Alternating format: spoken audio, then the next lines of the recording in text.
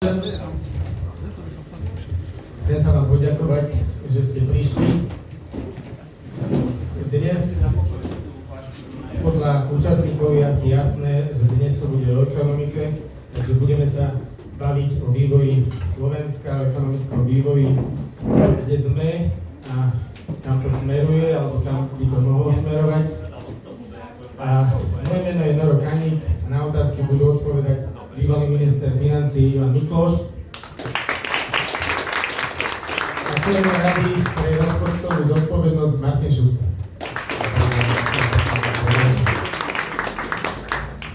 Na začiatku som rozmýšľal, že by sme mohli začať tak zľahka, kým sa dostaneme k takým podrobnejším častiam problému. Tak ma napadlo, že sa spýtam takúto otázku. Nedávno sa vyjadril predseda vlády, že na benzínových pumpách musia byť dvojité ceny kvôli tomu, okrem iného, aby bohatí Rakúšania s vysokou životnou úrovňou nechodili čapovať ten lacný benzín a naftu. Takže moja otázka znie, nestačilo tých 34 rokov na to, aby sme tých Rakúšanov dobehli? Alebo nedalo sa to? Myslím, že sme dobehli celkom dosť veľa. A najmä, povedzme, z tých 34 rokov, prvých 20 sme dobiehali oveľa rýchlejšie, než by sme vtedy mohli očakávať. A v roku 1990 sme mali menej ako polovičnú životnú úroveň oproti Rakúšanom. Dnes sme na možno 3/4. Čiže uzatvorili sme polovicu tej medzery a to je fakt slušné. Väčšinu z toho sme uzatvorili niekedy do roku 2009-10. Odvtedy dobiehame veľmi pomaly, ale v priemere stále ten slovenský pokrok je celkom dobrý. My nikdy nie sme spokojní s tým, čo máme a naozaj za tých posledných 10-15 rokov už ťažko byť spokojný s tými našimi výsledkami, ale ak si zoberieme to dlhšie obdobie, tak Slovensko je úspešná krajina, ktorá sa posunula ďaleko. To porovnanie s Rakúskom je dobré aj v tom, že si na ňom môžeme uvedomiť, aké vážne dôsledky mali 40 ročia komunizmu, lebo málo ľudí vie, že v roku 1948, keď začal komunistický režim v Československu, malo Československo vyššiu ekonomickú úroveň ako Rakúsko. Potom sme mali 40 ročia centrálne plánované ekonomiky a komunistického režimu, čiže systému bez politickej, ale aj ekonomickej slobody a prepadli sme sa na polovičnú úroveň proti Rakúsku. A teraz za 36 rokov od pádu komunizmu sme síce pomerne rýchlo dobiehali, ale už posledných 15 rokov dobiehame veľmi pomaly. Čiže môže byť, že v tej ekonomickej úrovni, tak ako vlastne Martin hovoril, sme niekde možno na tých 75. HDP na obyvateľa nie sme ešte ani tam, ale sme na 69. Česi sú bližšie, ale ani tí Česi ešte nedobiehli. Čiže na to vidíte, že zrejme ani tej českej ekonomike, ktorá proste rastie rýchlejšie, sa nepodarí za rovnaké obdobie tých 40 rokov vlastne zmazať, ako keby to pomáhlo. A s istotou sa dá povedať, že ak by sme mali tie 10 ročia komunizmu, tak nevieme povedať z istotou, či by sme boli na tom lepšie ako Rakúsko alebo horšie, ale s istotou sa dá povedať, že by sme na tom boli o mnoho lepšie proti tom 90. roku alebo 89. ako sme boli. Toto je podľa mňa ale aj dôležité vedieť, pretože ľudia často trpia nostalgiou za komunistickým režimom a tak ďalej. Že aj na to vidíte, ako hlboko sme sa prepadli a aké sú obrovské tie dôsledky a náklady vlastne tých 4-10 ročí deformácie. Ak toto bola otázka na odľahčenie, tak potom neviem, čo budú tie ťažké otázky. To je podľa mňa tá najzásadnejšia otázka, to je to kľúčové pre našu dlhodobú radosť zo života a spokojnosť. A možno ak by sme mali naozaj silné ambície, tak nám nestačí dobehnúť to Rakúsko. My ho chceme predbehnúť a chceme, aby Rakúšania sa chodili pozerať, že ako sa dobre žije na Slovensku a závidieť nám. Toto bolo na uľahčenie. Ja súhlasím len Ficovi to trochu, ne?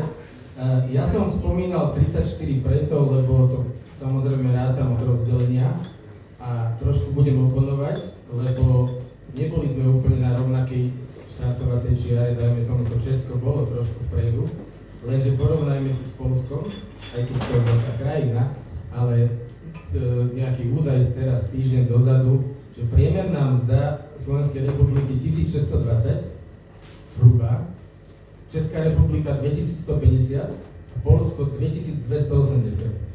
Takže tam sú tie rozdiely, ktoré si myslím, že je o čom, že prečo sme sa neposunuli do 34 rokov.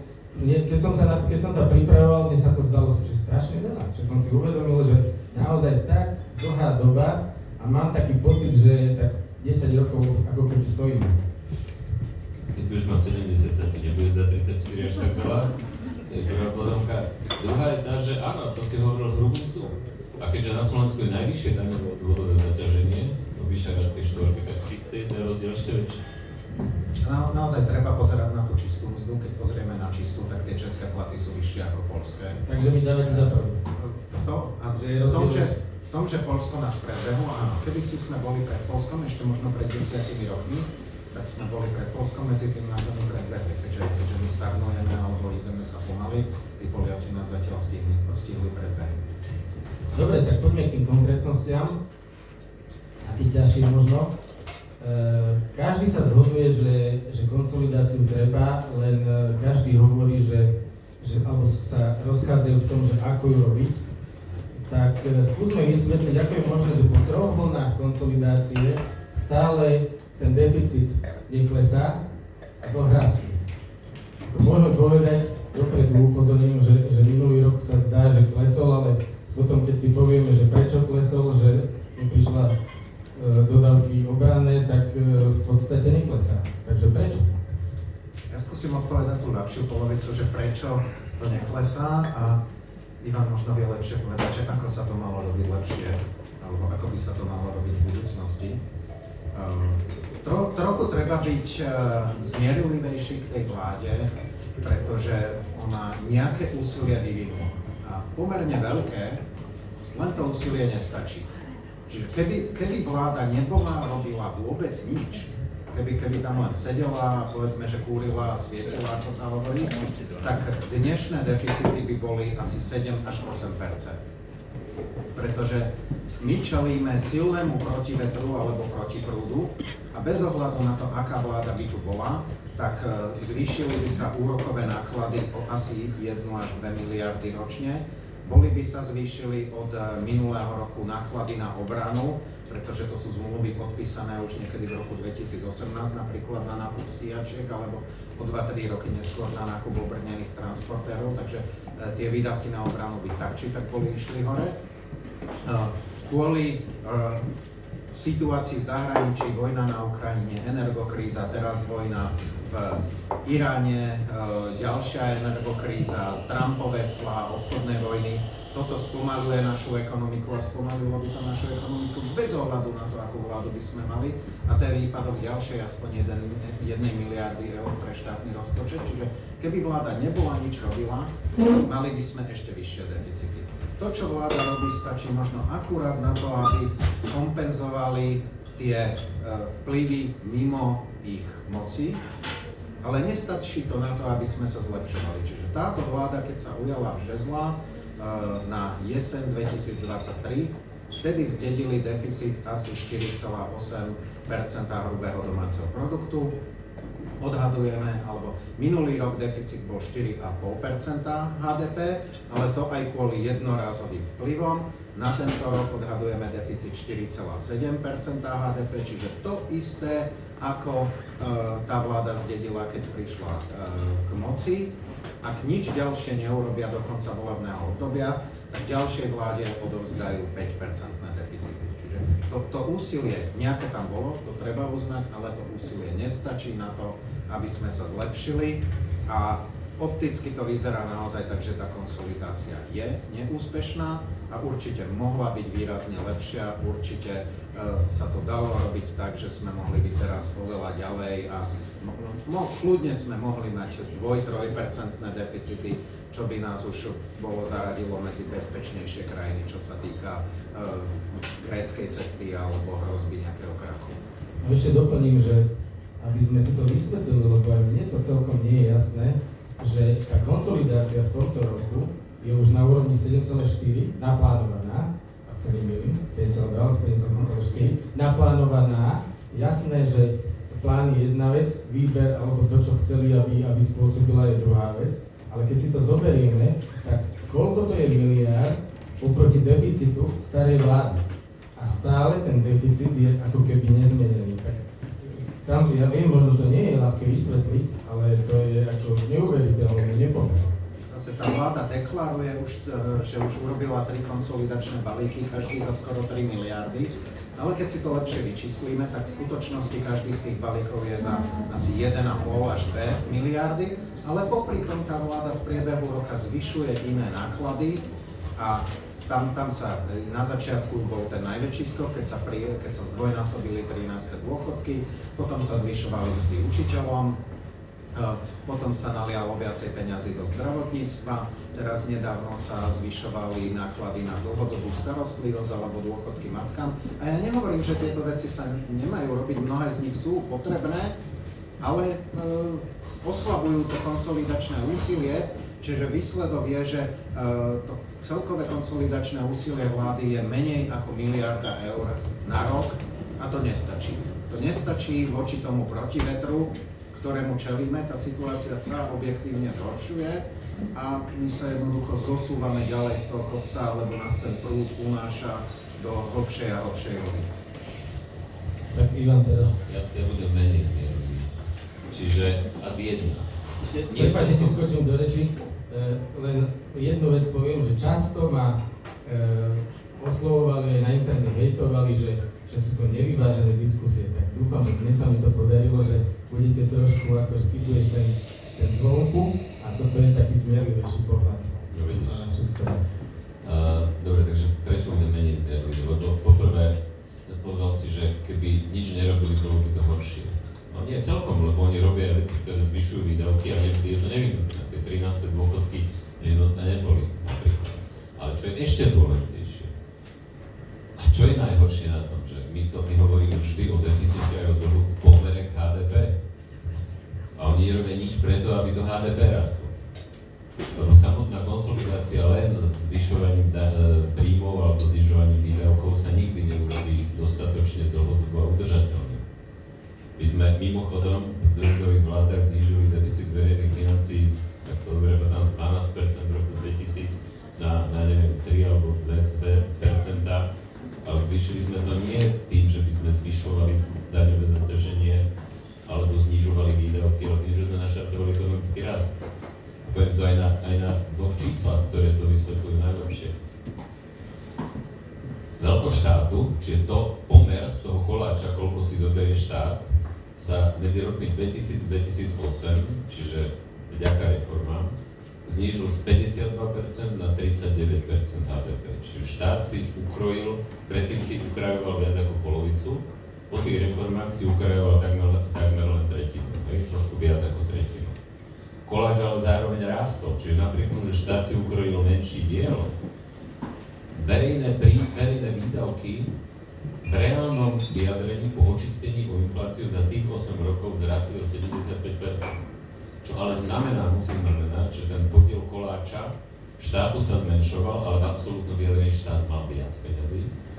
Ale firmy a domácnosti, im sa zväčšoval aj relatívny podiel a tým pádom ten absolútny nárast bol enormný. Bol nie 75%, ale nemám to teraz vyčíslené koľko, ale 150%.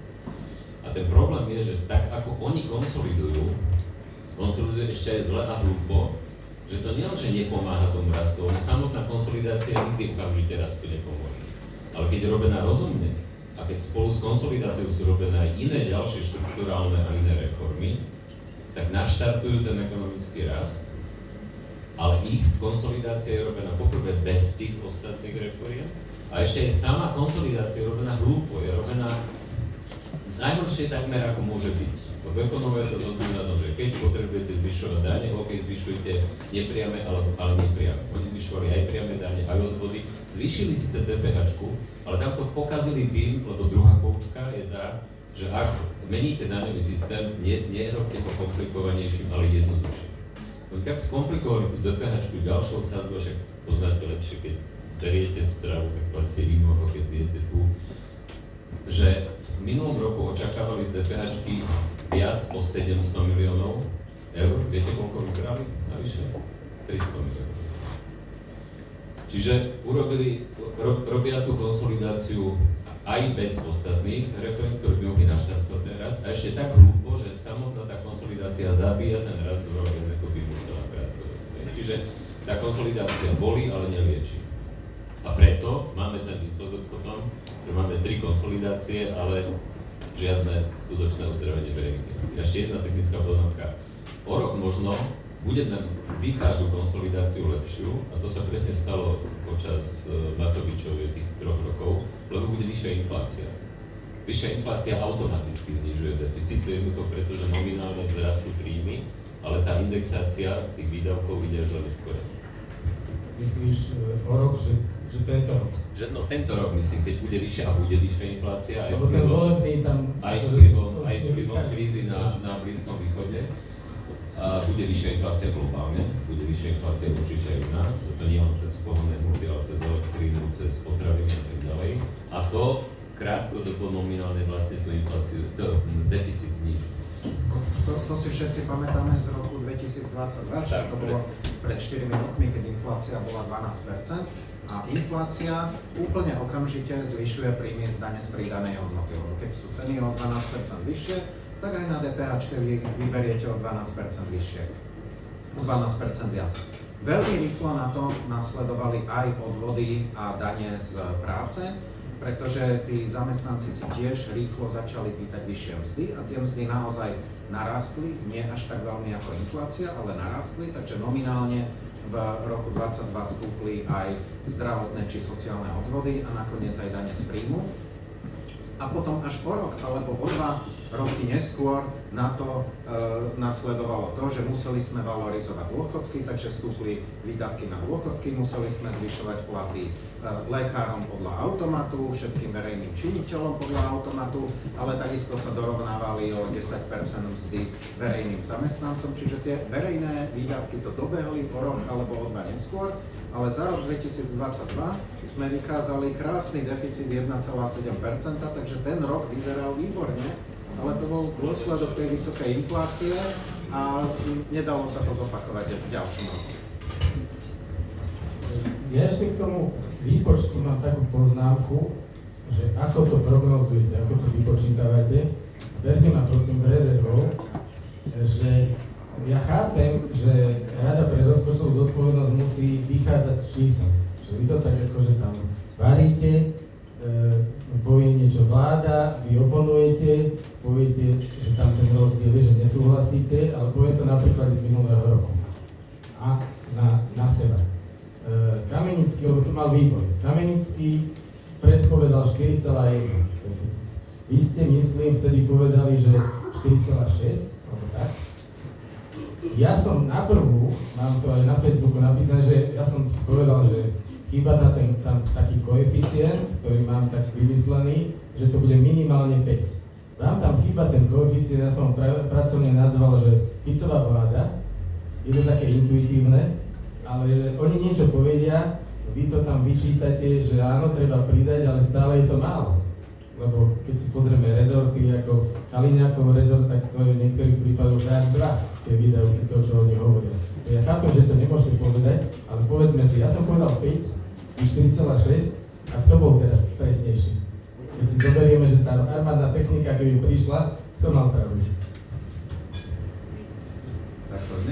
Nechcem viesť túto súťaž, ale teda na minulý rok rozpočet bol 4,7. My sme hneď potom, ako sa rozpočet prijal, odhadli, že deficit skončí na 5, čiže o asi 400 miliónov viac, pretože sme videli najmä tie výpadky daní, tie sme videli od začiatku.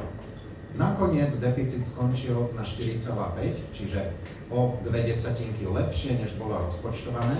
Ale ten dôvod, prečo to tak skončilo lepšie, je, že najmä to, že v mimorozpočtových organizáciách, ako sú napríklad železnice alebo vysoké školy, sa menej investovalo. Toto sú dočasné veci, lebo tie investície bude treba spraviť. Napríklad priemyselný park Valaliky jednoducho je pozadu s prípravou tých investícií, tak to, čo sa nestihlo minulý rok, sa bude musieť urobiť tento rok. Keby došli tie obrnené transportéry, čo sme očakávali, tak deficit by skončil na 4,9. Čiže to znamená, že možno ten náš pôvodný odhad na 5 nebol zlý, možno ten váš odhad tiež nebol zlý a teraz nechcem súťažiť, že kto ako skončí lepšie. Niektoré veci nedokážete predvídať, no tak ako nedojde dodávka vojenskej techniky, máte ten najlepší možný odhad na začiatku a nikdy sa netrafíte úplne presne. A je chybou povedať, že odhad bol zlý, keď s tými vedomosťami, čo máme dnes, snažíme sa robiť tie najlepšie odhady a snažíme sa ich robiť nevychýlene, čiže niekedy sa pomýlime smerom dohora, niekedy sa pomýlime smerom do dola. A zatiaľ by som povedal, že nám to ako tak vychádza v tom, že priemer tých odchýlok máme okolo nuly, čiže nerobíme systematickú chybu. A otázka je, že či to robíme dosť presne, že či tie odchýlky nie sú príliš vysoké. Zatiaľ to jednoducho nevieme spraviť lepšie, tak možno až budeme mať lepšie modely alebo múdrejšie modely, tak to budeme odhadovať s väčšou presnosťou.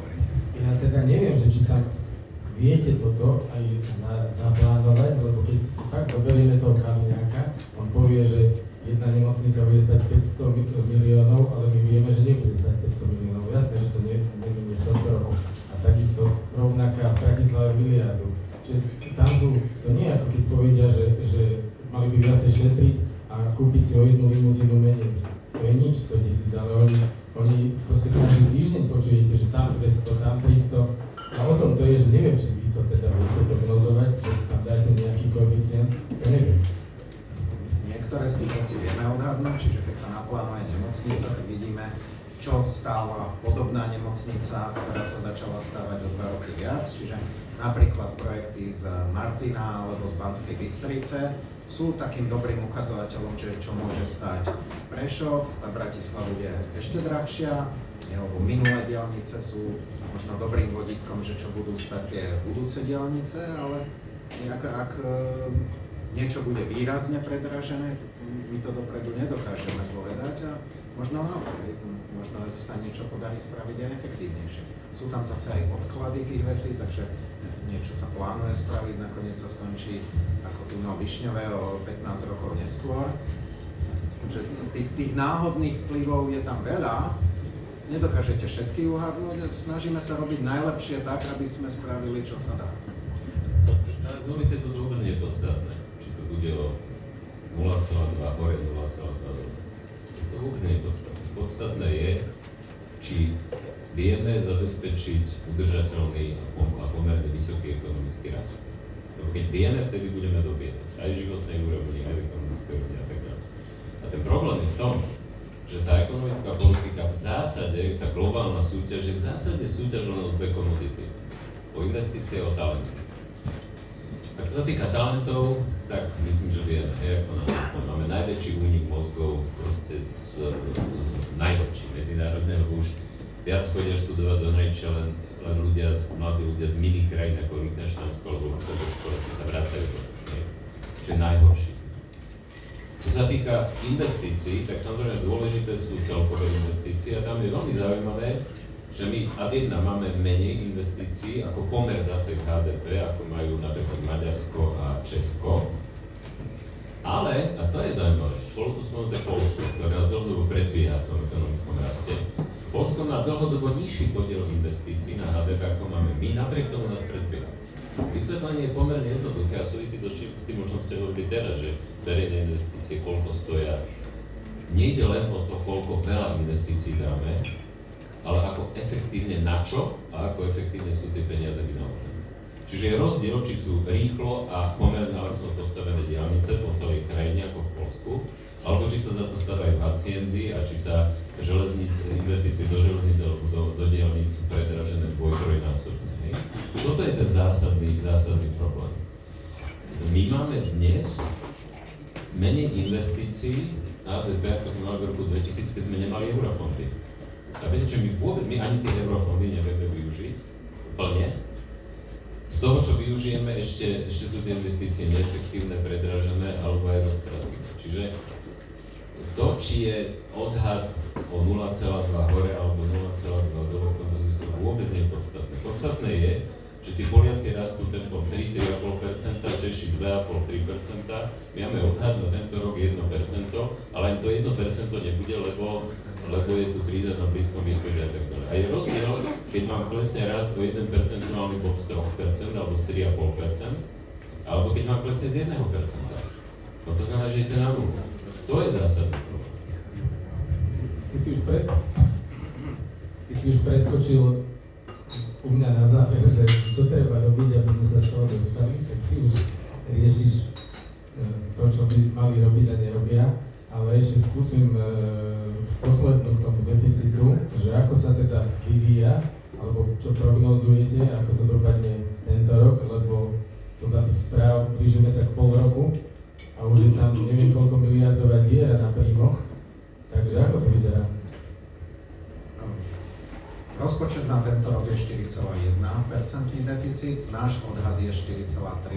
A tu by som chcel poprosiť, že ak niekto pozerá na hotovostné plnenie rozpočtu, to prosím nerobte. Strašiť môžem. Dobre, ale ja nemám rád strašiť ľudí a problém je v tom, že to hotovostné číslo rozpočtu je samozrejme úplne korektné, že to ministerstvo financií každý mesiac zverejňuje, ale pre drvivú väčšinu ľudí radšej na to číslo vôbec nepozerajme. A máme niektorých kvázi analytikov na Slovensku, ktorí z toho vždy sa snažia nafúknuť obrovskú bublinu a to nie je dobré. Tie hotovostné deficity skáču hore-dole. Tento rok došlo napríklad k zmene toho, ako sa platí DPH, takže prichádzajú tie platby za DPH o jeden mesiac neskôr. Oni nakoniec prídu len o mesiac neskôr, takže hneď na začiatku roka tam vyskočila hotovostná diera, ktorá nakoniec do konca roka sa zapláta. Potom máme nejaké omeškania, čo sa týka európskych peňazí, ktoré prichádzajú neskôr. Oni nakoniec tiež prídu. A napriek tomu, že vidíme nejaké napätia medzi vládou a Európskou komisiou, nakoniec to vyjednajú a tie európske peniaze prídu. Takže pozerám len na to, že sme videli hotovostné čísla za február alebo marec a sú dvakrát vyššie, než sme mali pred rokom. Na to nepozerajme. Alebo takto, že bežný človek nech na to radšej nepozerá. My ich samozrejme kontrolujeme, ale zohľadníme aj všetky tie ostatné faktory a vychádza nám, že ten deficit bude okolo 4,3. A priznajme si, že minulý rok sme tiež boli pesimistickí a nakoniec ten deficit skončil lepšie, než sa čakalo. Čiže je kľudne možné, že sa tento rok vláda do toho plánovaného deficitu trafí. Ale tu musím zase potvrdiť to, čo hovorí Ivan, že to naozaj nie je až tak dôležité, či budeme o 10 alebo 2 nad alebo pod rozpočtom. Dôležité je, ako je to nastavené dlhodobo a dlhodobo je to nastavené tak, že keď vláda neurobí ďalšie opatrenia a zdá sa, že pred voľbami už neurobí žiadne, že stratili ďalšie odhodlanie, tak odovzdajú ďalšej vláde 5% deficit a Slovensko naďalej bude vo vysokom riziku, čo sa týka verejných financií. No dobre, ale nám takým zvonku, čo sa pozerajú, tak predsa len keď vidíme, alebo sú informácie, že sú výpadky na príjme z DPH, tak ako to niečo signalizuje, nemôžeme sa tváriť, že to je v pohode, že sa to v lete dobehne. Ja nehovorím, že to je v pohode. Hovorím, že je to viac menej v súlade s očakávaniami. Samozrejme, že výber DPH-čky je zlý. Efektívnosť výberu DPH v tomto roku je o skoro 2 percentuálne body horšia, než na začiatku roku 2023. Čiže za tie 3 roky sa to zhoršilo tak, že to znamená zhoršenie výberu DPH o asi 1,4 miliardy. Ak by sme si boli zachovali tú efektívnosť ktorú sme mali ešte pred 3 rokmi, predtým, než sa zvyšovali sadzby, predtým, než sa rozdelila tá DPH, že teraz máme 3 rôzne sadzby a ďaleko od seba, takže naozaj málo kto vie, čo má platiť, alebo keď si to nesprávne zaradíte do tej nízkej sadzby, tak vám to nikto nevie rýchlo poriadne skontrolovať. Okrem toho sa zmenili daňové zákony a hlavne trestný zákon, takže teraz je skoro nepostihnuteľné, keď niekto podvádza na daniach. A ten výsledok je, že minimálne miliarda nám na DPH uniká každý rok. A to je skoro celý konsolidačný balík. Čiže keby sme napríklad len toto neboli pokazili, tak sme mohli mať o 1 alebo pol konsolidačného balíčka menej. Že ja nehovorím, že nie je výpadok na DPH, je obrovský, len teda to, že je to o mesiac posunuté, s tým sa neznepokojujeme, to je technikália.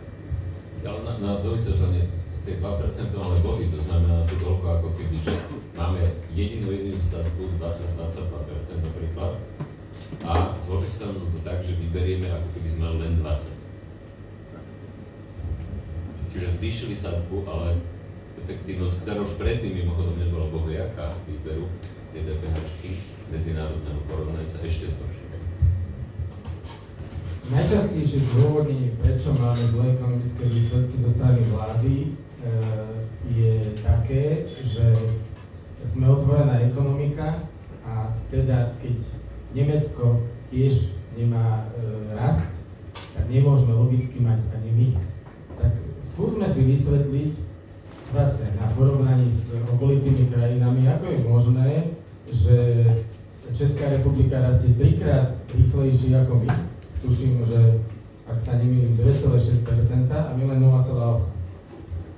To dokazuje, že je to nezmysel, že ten argument je nezmysel, pretože Česká republika nie je menej, ale skôr viac závislá na nemeckej ekonomike, ako je slovenská ekonomika. Čiže už samotný tento fakt je dôkazom, že to tvrdenie je lživé, že nie je pravdivé, že ten hlavný dôvod, samozrejme, že zhoršená ekonomická situácia, tá globálna nás ovplyvňuje negatívne. To je samozrejme fakt.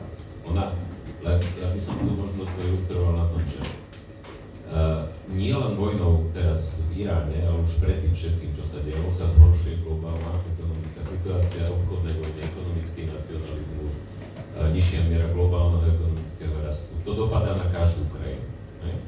Potom viac je zasiahnutá európska ekonomika, lebo Európa proste ako celok, keby sme ju brali, tak zaostáva v tej konkurencieschopnosti. V rámci Európy sú viac zasiahnuté malé otvorené ekonomiky, Slovensko je malá otvorená ekonomika a ešte špeciálne viac sú zasiahnuté zle riadené malé otvorené európske ekonomiky. Čiže keď si to vezmete v tej kaskáde, tak my sme vo všetkom. To, čo zasahuje všetky krajiny na svete, Európu, európske malé otvorené ekonomiky a zle riadené malé európske ekonomiky. Čiže v tomto zmysle, a to je už potom efekt aj toho vonkajšieho prostredia, ale aj efekt vlastne dôsledkov nekompetentnej, nezodpovednej politiky, proste zle riadenej ekonomiky. Skúsim to tak natiahnuť na dlhšiu dobu. Aktuálna situácia. Pred rokom sme očakávali, že Slovensko porastie 2% rastom, teraz je to možno 0,7. Z toho poklesu o asi 1,3 percentuálneho bodu, povedzme 2/3 spôsobilo zahraničie, najmä Trump, jeho obchodná vojna, jeho clá, teraz vojna v Iráne. A možno 1/3 z toho poklesu spôsobila naša vláda tým posledným konsolidačným balíkom, ktorý je naozaj protirastový, ktorý výrazne zvyšuje dane, najviac živnostníkom, potom tým talentovaným ľuďom, ktorých máme nedostatok, ktorí nám odchádzajú a my sme na nich teraz uvalili najvyššie dane spomedzi všetkých s výnimkou 3 krajín Európskej únie. Takisto sme zvyšovali aj priame dane firmám, čiže urobili sme to zvýšenie daní, čo je pre ekonomiku najbolestivejšie. A teraz, ak by to takto trvalo dlhšie, porovnajme si, že kedysi naša krajina rástla, a to bolo skoro 10 rokov, keď sme rástli asi 6% tempom rastu. Vtedy, keď bol Ivan ministrom vo vláde a robili sa tie reformy.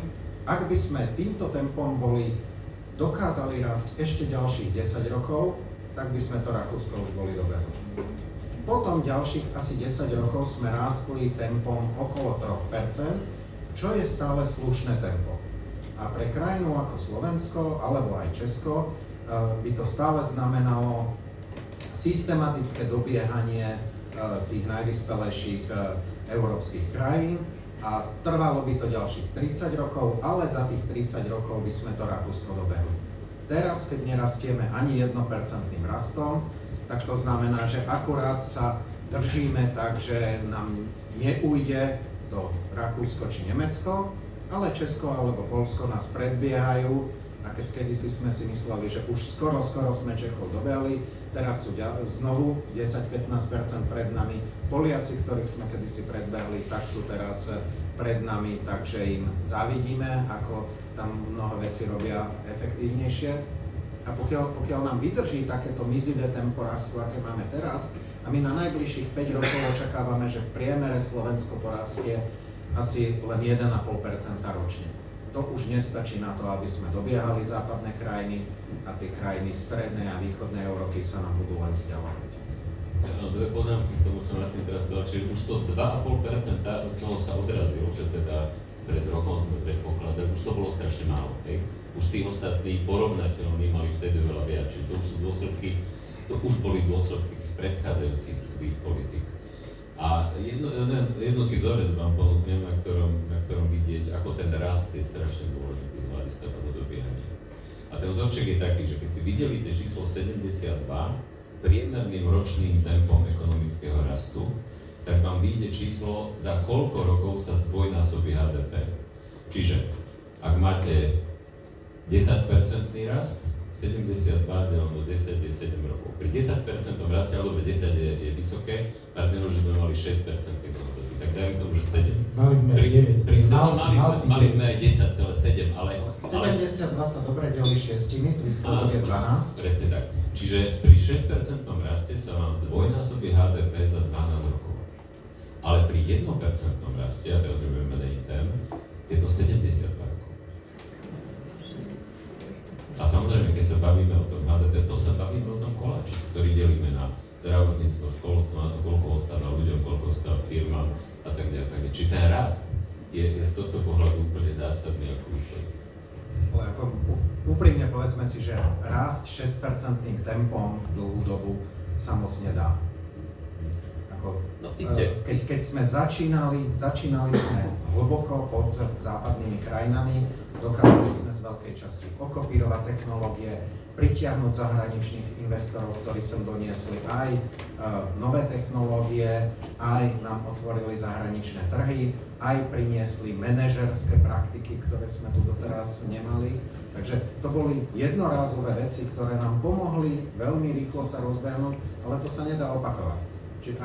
A vidíme to aj vo veľa iných krajinách. Tie azijské tigre tiež dokázali takýmito tempami rásť možno 10 rokov a potom spomalili. Každá krajina po tom nejakom období veľmi rýchleho rastu spomalí, ale my sme skoro úplne zabrzdili. No dokázali dlhšie ako 10, ale dobre, vezmeme 3%. Proste ten zásadný rozdiel pri 3% raste a 1% raste je, že to 24 versus 72 rokov. A keď iní rastú pomalšie, tak ich dobiehame.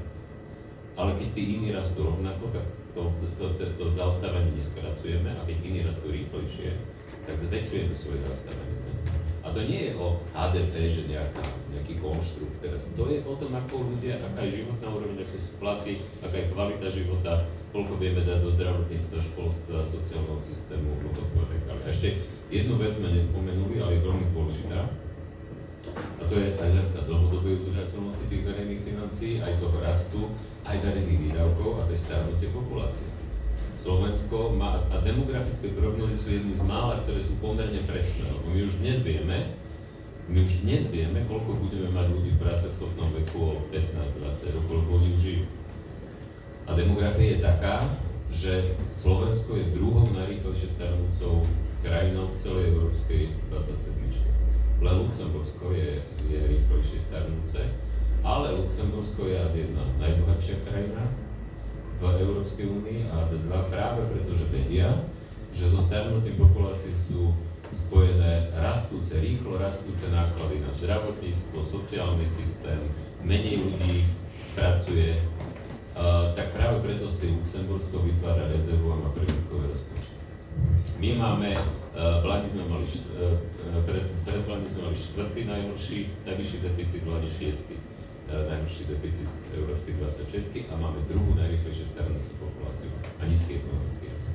Starnutie je určite problém, ale keby, že sa stane zázrak a v priebehu niekoľkých rokov by sa Slovensko stalo atraktívnou krajinou, tak by to možno nebol až taký veľký problém, lebo keby sme boli atraktívna, tak by sa k nám prisťahovali imigranti, ktorí by akože pracovali. Mýlim sa, keby sme boli dostatočne atraktívna krajina, ktorá by neťahala do Nemecka, ale k nám kvalitnú pracovnú sílu, keby boli zahraničné investície, keby proste sa rozbehla krajina, tak by sa to dalo kompenzovať, myslím, nie? Lebo v zásade tam má to len tri premenné. Pôrodnosť, vnútornosť a migrácia. Zdá sa, že pôrodnosť zvýšiť nie je také jednoduché a nefungujú ani tie recepty, že v Maďarsku skúšali v Poľsku, že zaplatíte viac peniazy ľuďom, alebo rodinám, mladým, to proste tak nefunguje. V zásade je železný zákon, že ako rastie životná úroveň aj v tých chudobných krajinách, tak sa znižuje pôrodnosť, to je proste železný zákon, ktorý platí všade. Čiže áno, najefektívnejšou metódou riešenia demografickej starnutia populácie je imigrácia. No len zase, nám by dokonca aj pomohlo, keby sme nestrácali toľko našich, a to nielen z hľadiska počtu, ale z hľadiska štruktúry. My strácame najlepšie mladé mozgy, pretože čím sú tí mladé úspešnejší, tým viac to ísť do zahraničia. Teraz kto to spomínal? Ludo to spomínal, že bol na besede na gymnáziu Novohradská v Bratislave a že okolo 100 študentov a spýtal sa, že koľký z vás chcú ostať do strednej škole na Slovensku? Že traja. Ty asi nerozumeli otázky. Čiže problém je v tom, že, ale problém, a primárny ale nie je v tom, že toľko veľa chce ísť do zahraničia, primárne je v tom, že značná časť, väčšina z nich sa dnes nechce vrátiť. To je značný problém. A druhý problém, že prečo odchádzajú? My sme robili taký projekt, čo to dá rozum, kde sme robili aj analýzy a zisťovania a ankety medzi tými, ktorí odišli, že prečo odišli a medzi tými, čo chcú odísť, prečo chcú odísť. Tých dôvodov je viac, ale najdôležitejší dôvod je nízka kvalita slovenského vysokého školstva. A najdôležitejší dôvod, prečo sa nechcú vrátiť, je, že nevidia perspektívu do budúcnosti. Z hľadiska uplatnenia, z hľadiska platu, výšky platu, uplatnenia a tak ďalej. Čiže to sa dá zmeniť. To sa dá zmeniť, lebo my sme to už raz zažili. Za Mečiara to bolo veľmi podobné, že nechceli sa vrátiť a my máme problém s tým štúdiom v Čechách, lebo Česko si tým rieši samozrejme svoj problém, že je to blízko, jazyk je zrozumiteľný, dá sa študovať v slovenčine, tie školy sú kvalitnejšie, takže chodia.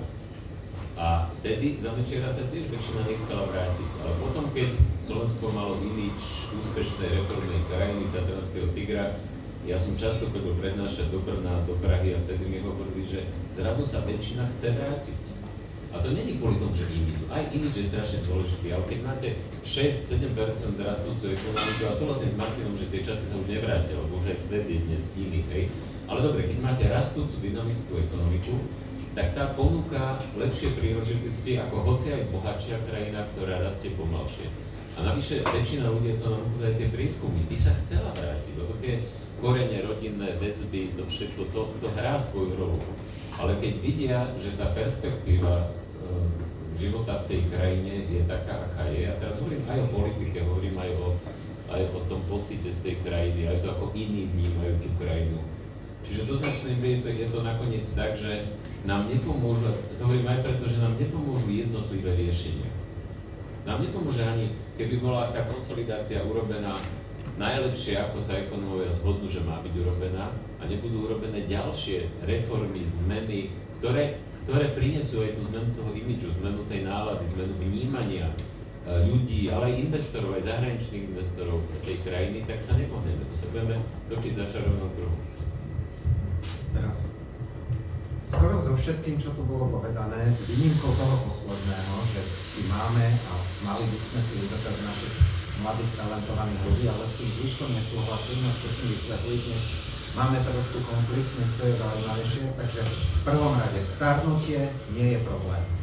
Starnutie je perfektná vec. Čo znamená starnutie? Starnutie znamená, To uvidíš, keď budeš v mojom veku. Starnutie znamená, že žijeme dlhšie. Oproti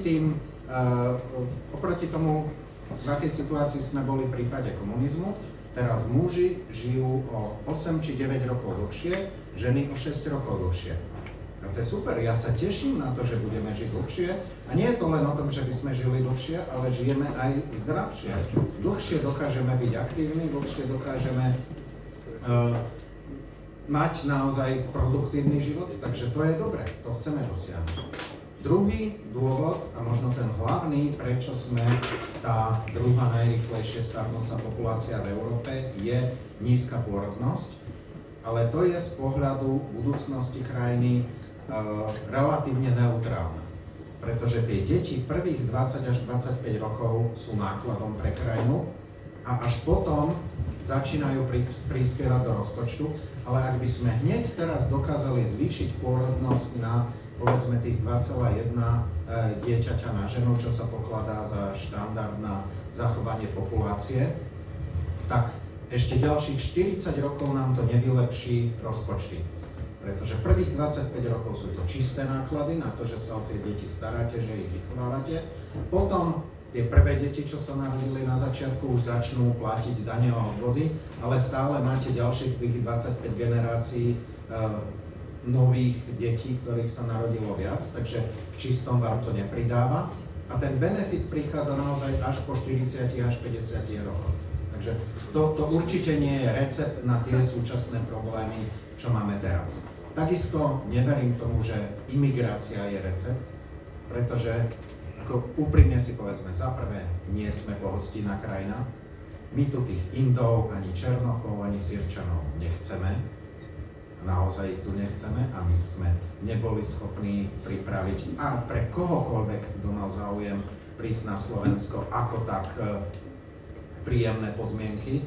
Tvárime sa, že sme pohostinní, ale v skutočnosti nie sme. Ale čo je možno ešte oveľa dôležitejšie, že v konkurencii s tými ostatnými krajinami, ktoré tiež majú ťažkú demografickú situáciu, tak my nie sme z tých migrantov schopní prilákať tých najlepších. Tie úplne najšpičkovejšie mozgy, tie pôjdu do Ameriky. Tí, čo sú ešte ako tak dobrí, tí pôjdu do Nemecka, alebo povedzme do Čiech. My sme dokonca ani tých Ukrajincov nedokázali prilákať, čo bola, ako, tá vojna je strašná vec, úplne hrozná, ale z pohľadu Slovenska to bola unikátna príležitosť pomôcť si imigráciou ľudí, ktorí sa na nás podobajú, ktorí sú bieli, ktorí majú podobnú kultúru, ktorých nikto nenapadne na ulici, lebo vyzerajú inak. A aj tak nám ich tu zostalo len asi 100 000, kým v Čechách je to 4-krát viac a v Poľsku 20-krát viac. A toto sa už nikdy nebude opakovať, aspoň dúfam, že žiadna ďalšia vojna v susednej krajine nebude. Takže migrantov nedokážeme prilákať v takých množstvách, aby nám to vylepšovalo demografiu či verejné financie. A ak aj nejakých prilákame, tak to nebude tá úplná špička, budú to tí menej produktívni migranti, takže nám nevylepšia problém s verejnými financiami či s demografiou. A to, na čo by sme sa mali sústrediť, je, aby aspoň tí naši vlastní ľudia neodchádzali a tam nemám čo povedať, to bolo povedané úplne vystižne. No, priznám sa, že prvýkrát počujem, že starnutie populácie nie je problém. To má trošku prekvapilo, ale dobre. Chceme žiť dlhšie, nie? Chceme žiť dlhšie, ale len sa pozrieme na to, aký je priemerný vek dožitia v zdraví. Čiže to nie je len o to žiť dlhšie, ide o to žiť dlhšie v zdraví a tam keďže, a to nie je len o zdravotníctve samozrejme, zdravotníctvo len z istej miery má dopad z hľadiska tej dĺžky života a zdravia. Ale problém, to, že žijeme dlhšie je fajn, to problém nie je. Problém je pomer práceschopného obyvateľstva a závislého obyvateľstva. To je zásadný problém, aj ekonomický. A čo sa týka tej pracovnej sily a tej imigrácie, však o tom je to, že iní majú aktívnu imigračnú politiku v náš neprospech a my nemáme podobnú.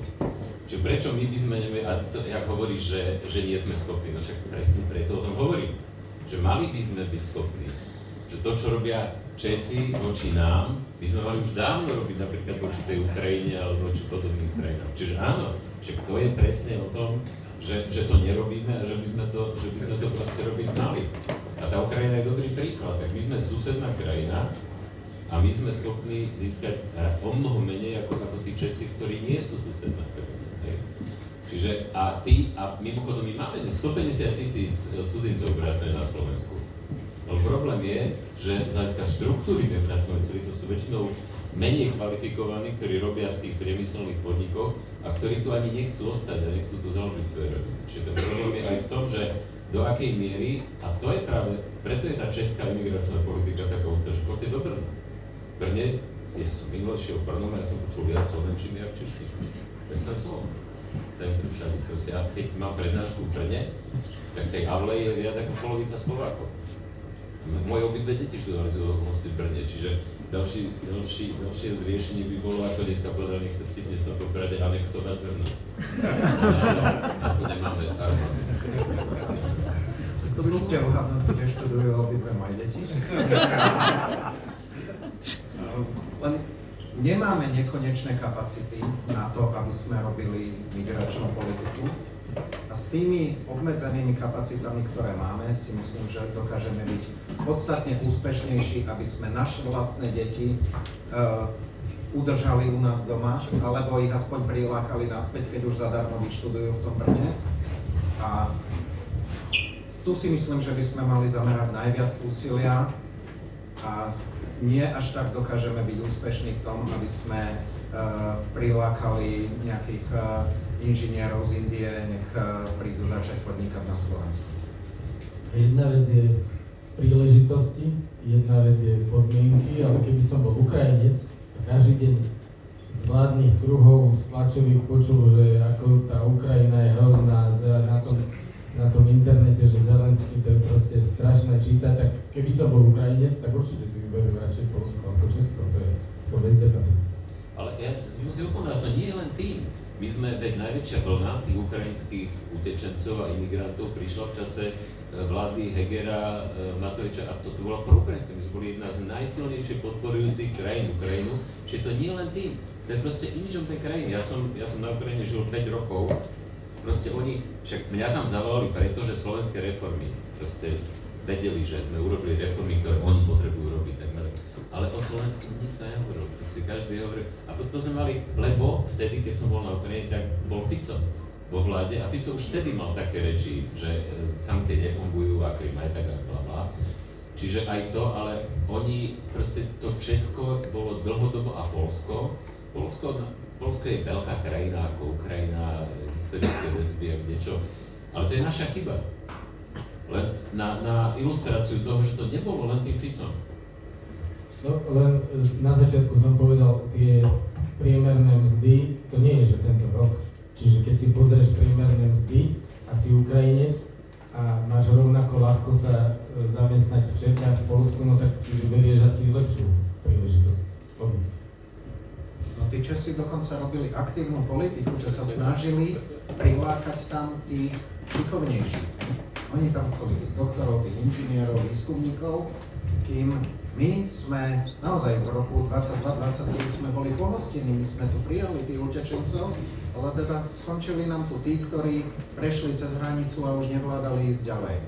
A my sme ich celkom pohostene prijali, to zase treba priznať, že sme naozaj ukázali tú ľudskú stránku, ale nijako sme sa nesnažili dostať sem tých najlepších, aby prišli na Slovensko. Nesnažili sme sa im uľahčiť ich podnikanie. Ukrajinským lekárom sme nedali možnosť vykonávať to povolanie, ukrajinským sestrám sme nedali možnosť vykonávať to povolanie, hoci máme tých sestier zúfalý nedostatok, takže oni teraz robia servírky, čašničky a naozaj, že robia za povedzme 70% priemernej slovenskej mzdy a toto bola obrovská príležitosť, ktorú sme nedokázali využiť. No dobre, poďme k ďalšej otázke, poďme si zodpovedať alebo vysvetliť verejný dlh. Chvála Bohu, máme ústavný zákon o dlhovej brzde. Prekročili sme 60%, 62% je asi. Čiže tá dlhová brzda sa z zákona spustila. Lenže teraz je tá základná otázka. Ja som pred vyše rokom predpovedal, že budú predčasné voľby, lebo je dlhová brzda a neexistuje, že budú chcieť skladať vyrovnaný rozpočet a že teda to Fico bude musieť urýchliť, ale toto som teda nečakal, že je tam taká kľúčka, že máme ústavný zákon, ktorý sa nemusí rešpektovať, takže spustila sa dlhová brzda.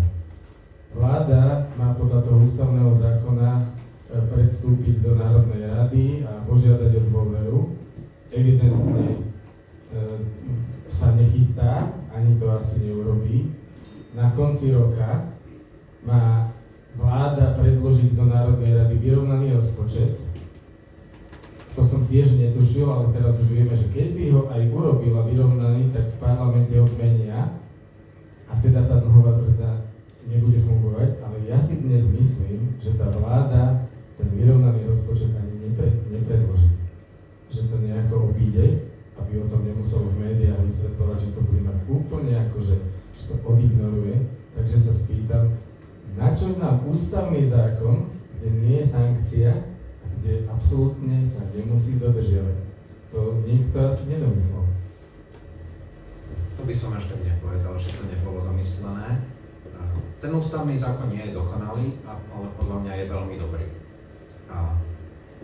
Spomeňme si, prijali sme ho v roku 2011, to bolo 2 roky po finančnej kríze, bolo to v čase, keď krachovalo Grécko. Aj vďaka tomuto zákonu sme znovu získali dôveru investorov, keď ešte v Európe bola dlhová kríza. Pomohlo to najmä v tých počiatočných rokoch zlacniť financovanie Slovenska. A povedal by som, že vďaka tomuto zákonu sme na úrokoch ušetrili stovky miliónov, ak nie miliardy eur. Ale teraz nie je dokonalý ten zákon. A teraz sa nám ukazujú niektoré jeho chyby, ale aj ukazuje sa nám to, že jednoducho tie pravidlá majú len nejakú obmedzenú moc. Pokiaľ máte disciplinovanú vládu a disciplinovaný parlament, ktorí sú pevne odhodlaní pošliapať tie zákony, tak oni si urobia, čo chcú.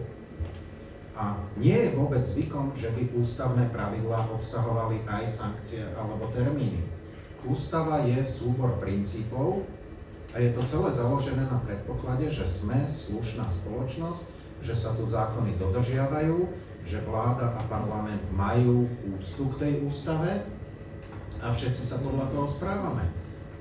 A tá dlhová, tie najprísnejšie sankcie dlhovej brzdy nadobudli účinnosť 22. novembra. Ak si spomeniete, 22. novembra, to bola sobota, ráno sa zobudím a v médiách správa, že mimoriadne zasadá vláda. Mne na chvíľku prebleskla taká myšlienka, že ide vláda urobiť to, čo má urobiť, ide požiadať o dôveru. Samozrejme, že nepožiadala o dôveru, išla zrušiť úrad na ochranu oznamovateľov. Ale naozaj, že v slušnej spoločnosti, kde sa rešpektuje ústava, mala tá vláda požiadať o dôveru hneď na najbližšom zasadnutí vlády. A naša interpretácia je, že vláda to má urobiť bezodkladne.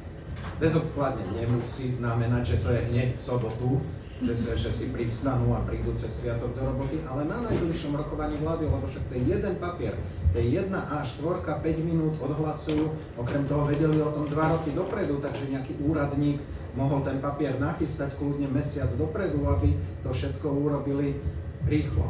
To, že to vláda doteraz už 5 mesiacov nespravila, to je naozaj veľmi smutná vizitka toho, v akom stave je v našej krajine demokracia. Stále si myslím, že to vláda nakoniec urobí, pretože teraz o tom ide rozhodovať ústavný súd. V momente, ako by o tom rozhodol ústavný súd, tak už to bude aj trestné. Na to je paragraf v trestnom zákone, nerešpektovanie rozhodnutia ústavného súdu. Takže ja si myslím, že oni skôr či neskôr o tú dôveru požiadajú. Bolo by pre nich strategické to urobiť dokonca ešte predtým, než ústavný súd rozhodne, lebo tým by mali nejakú šancu, že ústavný súd to konanie zastaví a nedostanú od ústavného súdu to negatívne vysvedčenie. Netrúfnem si povedať, že to je silná predikcia, ale aspoň by to bolo takto racionálne, keby tak vláda konala. Čo sa týka samotného rozpočtu, tak áno, budú musieť predložiť do parlamentu v októbri vyrovnaný rozpočet, ale znovu ten zákon a celá filozofia toho zákona je nastavená tak, že tie sankcie sa týkajú vlády a parlament je akoby ten suverén, čo má nad tým dohliadať. Takže vláda má predložiť vyrovnaný rozpočet, má nám ukázať, ako by to vyzeralo, keby sme sa chceli dostať k rozpočtu, kde si už ďalej nemusíme požičiavať, ale parlament vždy má to právo to zmeniť. Ja si myslím, že to tak bude, že vláda naozaj predloží vyrovnaný rozpočet, ale hneď príde nejaký poslanec a donesie nový rozpočet, ktorý bude vyzerať úplne takisto, ako keby ho na ministerstve financií vypracovali paralelne s tým vyrovnaným a hneď to predloží ako pozmeňovací návrh a schváli sa ten deficitný. A ani sa nepredpokladalo, keď sa schvaľoval tento zákon, že pôjdeme z 5% deficitu na 0, lebo to by bolo pre ekonomiku zničujúce. Tak rýchlo šetriť by nás určite posunulo do recesie. A žiaden rozumný ekonóm vám neodporúča, aby sme z jedného roku na druhý išli z 5% deficitu na 0. Rozložme to aspoň na 3-4 roky a sú tam aj veci, ktoré si treba pripraviť. Niektoré z tých vecí sú technicky náročné, takže a vidíme, že vláda doteraz nič nepripravovala, takže naozaj nikto nechceme, aby bol nakoniec schválený vyrovnaný rozpočet, ale uvidíme znovu nejakú aspoň formálnu neúctu k právu a to, že vláda iba formálne naplňa ten zákon a niekedy ani to nie, a ten duch zákona, ten nám uniká. Ja nechcem vyzerať múdro, ale môj názor je, že preto za 34 rokov sme tam, kde sme, lebo napríklad nie len v tomto prípade, ale napríklad v súdnictve, keď nie sú limity, tak to nefunguje. Ako náhle nie je limit, že do mesiaca, do pol roka, do roka, tak to fungovať nebude. Takže v tomto som pesimista a fakt neviem ako, ale ja si neviem predstaviť, ako by spravil briefing alebo tlačovku Fico po rokovaní vlády, že tu je vyrovnaný rozpočet. To si neviem predstaviť. Takže ja očakávam, že tam bude nejaká kľúčka. Však tá kľúčka bola vysvetlená, že on formálne môže predložiť vyrovnaný rozpočet, zároveň sa paralelne pripraví rozpočet na tom istom ministerstve financií, ktorý nejaký poslanec potom tam predloží. To je kľúčka. Ale ten problém má, na to povedal, ja s tým súhlasím, že ten problém je, že nedá sa všetko vynútiť proste zákonom. Existujú formálne pravidlá, to sú tie zákony, ústava, tie napísané, existujú neformálne pravidlá. Proste ak v tej krajine je to všeobecné vnímanie a vyžadovanie nejakých pravidel, aj tých neformálnych, na takej úrovni, ako je u nás, tak potom tá vláda si môže robiť, čo chce a nebude to fungovať. Ja poviem krátku ilustračnú príhodu, keď mi na nejakej konferencii pred veľa rokmi ešte nejaký juhoafrický profesor hovoril, nám hovoril na tej konferencii, že viete, my keď padol apartheid, tak sme pozvali najlepších ústavných právnikov celého sveta, aby nám napísali najlepšiu ústavu na svete. A dnes máme najlepšiu ústavu na svete, máme lepšiu ústavu ako Spojené štáty americké, akurát, že to nefunguje. No to je presne to. Len dneska už sme ale v situácii, keď dokonca už to nefunguje ani v tej Amerike.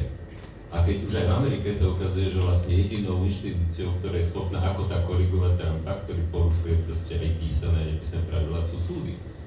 Čiže aj v tomto zmysle, ono sa nám to dnes bastardí proste aj v tých krajinách, ktoré ešte boli donedávna.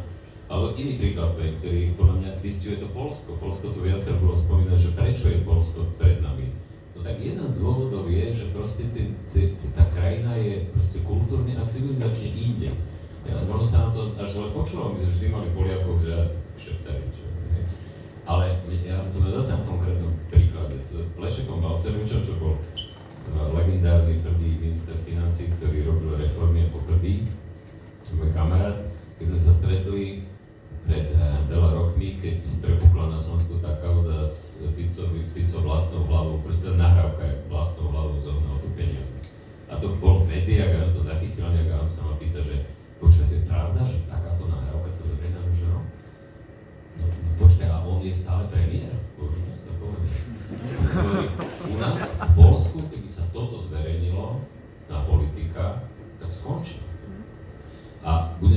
ilustrovať ešte niečím, no ale skončil by proste neto, že je to v zákone napísané, že nesmie vlastnou hlavou premiér zháňať peniaze, ale proste, že to je neakceptovateľné pre väčšinu tej populácie, že si nevedia predstaviť. A ešte posledná vec, ktorá to ilustruje, ale preto je to problém zložitý. Svetové ekonomické fórum robí taký Global Competitiveness Index, to je veľmi komplexný index, ktorý má asi 150 alebo vyše 100 rôznych indikátorov. A jeden z nich je miera korupcie, ktorú merajú tak, že robia reprezentatívne prieskumy vo všetkých tých krajinách a pýtajú sa najmä podnikateľov, že čo považujú za najväčšiu prekážku podnikateľského prostredia. Je tam 16 indikátorov a v každej krajine sa pýtajú z tých 16, si podnikatelia známkujú, čo je najväčší problém. Na Slovensku, ale v Bulharsku, Maďarsku a v mnohých krajinách buď na prvom alebo druhom mieste dlhodobo je korupcia. V Poľsku dlhodobo z tých 16 indikátorov je korupcia na 13., 12. a 14. mieste. S viacerými podnikateľmi veľkými som hovoril, ktorí podnikajú v všetkých krajinách Vyšehradskej štvorky, hovorím, že v Poľsku je rádovo nižšia korupcia. To mimochodom potvrdzuje aj to, že miera investície je nižšia, ale napriek tomu ten efekt pre ten ekonomický rast je proste oveľa vyšší. A samozrejme oveľa zložitejšia otázka, že prečo je to tak, že prečo aj v škandinávskych krajinách, v baltských krajinách je proste tá miera korupcie nižšia. Nechcem úplne protirečiť, teda som ešte veľmi neprotirečil, ale doba sa trošku mení. Ani v Amerike by si nikto nevedel predstaviť pred 10 rokmi, že vyhrá Trump a vyhral Trump. A moment, ale to protirečenie. V Poľsku boli tiež nedávno prezidentské voľby a majú tam nového prezidenta a ten mal teda tiež pekné kauzy za sebou a v kampani a bolo to prepierané, vysvetlené, prostitútky a vyhadzovač a všelijaké takéto. A napriek tomu je prezident. Proste doba sa mení. No hej, len keď sa bavíme o ekonomike, primárne sa bavíme o ekonomike, tak PiS vládol dosť dlho. A napriek tomu, a robil, áno, mal, čo sa týka týchto vecí, mimochodom dodnes mali ešte nejaké sankcie z EU, lebo nezávislosť súdov, siahli na nezávislosť súdov a tak ďalej. Ale PiS vládol dosť dlho na to, že ak by bol vládol napríklad skorumpovane a napríklad nezodpovedne a zlo ekonomicky, tak by sa to prejavilo aj v tých ekonomických číslach, ktoré sa neprejavili. Však a prezident je PiS, teda respektíve je. Však ja viem, čo prezident to je. Ale ja hovorím aj o PiS, ktorá bola problematická, aj z hľadiska vlastne taká maga, soft maga politika, to je to, čo Kačinského strana robila, že oni boli 8 rokov, 10 rokov vlády v kuse. A napriek tomu proste ekonomicky to Poľsko ako keby kontinuálne sa zlepšuje a rastie. A to, že je ústup od, že je nárast extrémnych, nazvime ich iliberálnych maga hnutí a strán, to je fakt. Ale fakt je tiež, že Maďarsko vyslalo prvý signál a ja verím, že midterm elections z Spojených štátov v novembri vyšlo druhý signál. A že Trump dostane po krížok a im maká. Možno trošku na optimistickejšiu tému, že korupcia, ale najmä dôvera medzi ľuďmi, to, že si ľudia navzájom môžu veriť, je kľúčové pre fungovanie ekonomiky, lebo my nikdy nedokážeme všetko spísať do pravidiel alebo do zmluv. A ak máte krajinu, kde si podáme ruku a platí dohoda a rozdelíme si zisk 50-50 a veríme si tiež, že každý z nás dvoch vyvinie primerané úsilie viac menej tiež tak na polovicu, tak v krajinách, kde toto platí, tak podáme si ruku, od zajtra máme spoločný biznis a všetko to funguje. Tu na Slovensku každý zavoláme svojho právnika, napíšeme 60-stranovú zmluvu, snažíme sa predvídať všetko, čo by sa mohlo stať.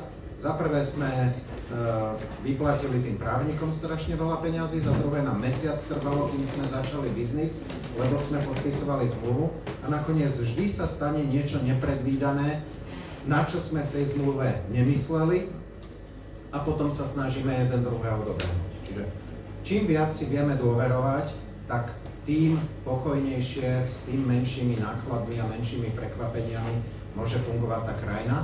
A to isté platí aj v tej politike alebo v zákonoch, že keď nepotrebujeme mať úplne všetko ošetrené nejakými zákonmi, pravidlami, ale ak platí politická kultúra, ak platí základná slušnosť aj v politike na súdoch, ak stačí niekde mať napísané iba princípy a podľa nich si odvodíme, ako sa máme správať aj v podobných situáciách, tak vie tá krajina fungovať oveľa lepšie. My na Slovensku máme zákonník práce, čo má myslím 250 strán. Sú krajiny, kde majú 20-30 stránový zákonník práce a funguje tam to zamestnávanie oveľa lepšie. Nemusia mať napísaný každý detail o tom, aký príplatok sa dáva v sobotu a aký príplatok sa dáva v nedeľu. Aký 8. mája. To doteraz. Ale chcem sa dostať k tomu optimistickejšiemu, že zlepšujeme sa aj v tomto. Že korupcia na Slovensku je výrazne nižšia než v 90. rokoch alebo na prelome tisícročí. Dnes už je úplne bežné ísť k lekárovi a nedoniesť mu bombonieru ani obálku. Nedostanete aj tak, to už je problém, že nemáme dostatok a tam je problém najmä v nedostatku sestier. Dnes je už úplne bežné, že vás zastaví policajt a vy mu nedávate 20 korunáčku alebo 10 eurovku, že nech vám nedáva tú pokutu. A aj tá veľká korupcia pravdepodobne o niečo je menšia, než bývala kedysi. Stále to je neakceptovateľne vysoké, ale to naše vnímanie toho, že tá korupcia je príliš prebujnelá, je aj preto, že to vnímame citlivejšie, že sa voči tomu viac ohradzujeme. Kedysi sme naozaj povedali, že všetci to robia, je to normálne, áno, je to prirodzené, každý kradne, aj ja by som kradol, keby som bol na ich mieste. A dnes už je naozaj oveľa viac ľudí, čo povedia, že ja to neakceptujem, ja nekradnem, žiadam aj ostatných, aby nekradli. Naďalej máme tej korupcie oveľa viac než tie najlepšie krajiny. V prieskumoch, kde sa to dá porovnať, čo sa týka tej malej korupcie, máme oveľa lepšie dáta, tak teraz je korupcia na Slovensku 3-krát nižšia, než bola v 90. rokoch, ale stále je 3-krát vyššia, než v nordických krajinách. Takže nejaký pokrok sme spravili, ešte dosť veľa toho pred nami zostáva. Zmerať tú veľkú korupciu je veľmi ťažké, takže tam sú to skôr názory, ako napríklad tie postoje podnikateľov, ale aj tam sme sa trochu posunuli, ale posledné 3 roky sa hýbeme skôr opačným smerom. No, ten dlhodobý trend stále je, že sa zlepšujeme. Slovo smerom tam má dokonca 2 významy. Chcel som doplniť, že posledné 3 roky sa prekladáme v tom rebríčku, ale poďme naspäť k téme večera. Tak poďme k tomu liečeniu, teda blížime sa k záveru, tak skúsme optimisticky, že čo by teda bolo treba urobiť, aby sa to zlepšilo, aby sme zase naspäť začali dobiehať tie krajiny, ktoré nám ušli. Vysvetlím, vieme, že čo je problém, ale čo by sme mali spraviť. A teraz nás zaujíma určite všetkých, že koľko na to treba času. Koľko treba rokov, koľko volebných období, respektíve čo sa dá spraviť za jedno dobré, zdôrazňujem, dokončené volebné obdobie. Ešte aj ten Trump zrejme skončí v tom čase, takže to je ďalšia externalita, ktorá by mohla pomôcť veci. Takže čo treba spraviť, aby sme to zlepšili a za aký dlhý čas sa to dá spraviť?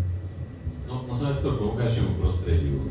Ten problém v tom, že aj keď Trump skončí, tak späť sa nevráti tam do dobre. Čiže nepočítajme s tým, že sa vráti do tej globalizácie, ktorá tu bola v tých 90. a 0. rokoch. Proste nevráti. Čo treba spraviť? Prvým nevyhnutným, ale nie postačujúcou podmienkou je ukončiť éru Roberta Fica. Ja poviem za veľmi dôležité uvedomiť si, že my už 20 rokov tu máme éru Roberta Fica. 20 rokov. Začal vládnuť v roku 2006, dnes sme v roku 2026. Je síce pravda, že tam bolo krátke obdobie Radičovej vlády, necelé 2 roky, potom necelé 3 roky počas Matoviča, lenže tie obdobia boli príliš krátke, aby zmenili ten trend. A navyše obidve tie vlády, z hodou okolností vlády v veľmi ťažkých externých podmienkach. Radičovej vláda bola kríza eurozóny a globálna finančná ekonomika, po globálnej finančnej kríze eurozóny. Matovičová vláda mala 4 morové rany dokonca, mala pandémiu, vojnu na Ukrajine, energetickú krízu a Matoviča. Čiže 4 morové rany a v tomto zmysle je tá éra, naozaj 20 rokov éra Roberta Fica. Čiže treba ukončiť éru Roberta Fica. To je nevyhnutná požiadavka preto, podmienka preto, že ak niekto vládne 4-krát, a vždy, keď tá ďalšia vláda je horšia, ako bola tá predchádzajúca, tak predpokladať, že teraz tá piata by to mohla zmeniť a že by mohli začať robiť, čo treba, je absolútne nereálne. A potom nasledujú ďalšie požiadavky a stále ešte politické hovorí. Vytvoriť vládu, ktorá bude dostatočne pripravená, dostatočne odhodlaná, dostatočne zomknutá, aby urobila to, čo treba robiť, čo nebude jednoduché z hľadiska popularity, nepopularity, tých opatrení a tak ďalej, a tak ďalej, a tak ďalej. A koľko to trvá? V zásade zhruba efekty zmeny politiky, a teraz je skoro jedno, či z dobrej na zlú, alebo zo zlej na dobrú, sú viditeľné až zhruba po 2 rokoch. Čiže v tých makročíslach a v tom obrate, v raste a v podobných veciach. Čiže v tomto zmysle sa už dnes dá povedať prognoza, ja nie som privrženec prognozovaný v tom zmysle, že tie spoločenské a ekonomické vývoj sa strašne ťažko prognozuje zle, lebo je to do značnej miery ťažko a zle predvídateľné, okrem tých demografických, ktoré sú presnejšie dlhodobé. Ale dovolil by som si povedať prognozu asi takú, že keďže je tam ten zhruba to dvojročné obdobie tej zotrvačnosti efektov tých politik, či už dobré alebo zlej, a keďže sa dá predpokladať, že predčasné voľby nebudú, tak si dovolím povedať, ak tie voľby budú v roku 2027 a ak by aj prišla zmena, tak tie prvé výsledky z hľadiska toho obratu nejakého by sme mohli vidieť niekedy v roku 2030. Strašne nemám rád toto, že dajte mi rýchlo nejaké politiky, aby tie výsledky boli čo najrýchlejšie. Už to žijeme naozaj tých 20 rokov, keď sa naháňame za tým, aby rýchlo bol výsledok hneď, zajtra, o týždeň, ďalší rok. A my už žiadne nízko visiace ovocie nemáme. Všetko, na čo sme dočiahli zo zeme, to už sme pooberali. A keď sa pozrieme na tie úplne najzásadnejšie politiky, ktoré vieme a mali by sme robiť, tak to sú najmä zlepšovanie vzdelávania, ktoré potrebujeme prekopať. Niektoré veľmi dôležité kroky sa už spravili v rámci plánu obnovy, ale to je len začiatok, lebo to sa týka detí, ktoré majú 6 rokov. Kým tie deti prídu a potrebujeme vytrvať, potrebujeme ďalej zlepšovať to vzdelávanie, aby z tých detí o ďalších 20 rokov boli výskumníci a o ďalších 10 rokov, aby z nich boli veľmi úspešní podnikatelia, alebo aby sme z nich mali vynálezy, z ktorých bude profitovať naša ekonomika. Čiže dnes potrebujeme robiť tie politiky, z ktorých budeme ťažiť o 30 alebo 40 rokov. Samozrejme, nechceme čakať 30 rokov, kým bude výsledok. Medzi tým potrebujeme robiť aj iné politiky, aby sme dosiahli aspoň niečo. Ale zároveň to najdôležitejšie, čo môžeme robiť, musíme robiť teraz, aby sme o 30 rokov z toho mali naozaj tie najdôležitejšie výsledky. A to je napríklad niečo, čo tí Poliaci spravili pred 30 rokmi. Oni výrazne reformovali systém vzdelávania, teraz už vidia výsledky. A preto my ich tak rýchlo nedobehneme, lebo my sme to pred 30 rokmi nespravili. To je to, čo Fíni spravili v 50 60 rokoch a teraz je to najšťastnejšia krajina na svete. Že toto pokladám za najdôležitejšie, ale samozrejme z toho nebudú výsledky rýchlo. Kde môžu byť tie výsledky, povedzme po tých 2 rokoch? Sú veci ako napríklad zníženie daní, ale už nikdy nebudeme lacná krajina s lacnou pracovnou silou, kde prichádzajú tí zahraniční investori, aby sa tam montovalo. Ani nechceme byť krajinou s lacnou pracovnou silou, my chceme byť predsa krajinou s vysokými platmi, kde sa dobre žije.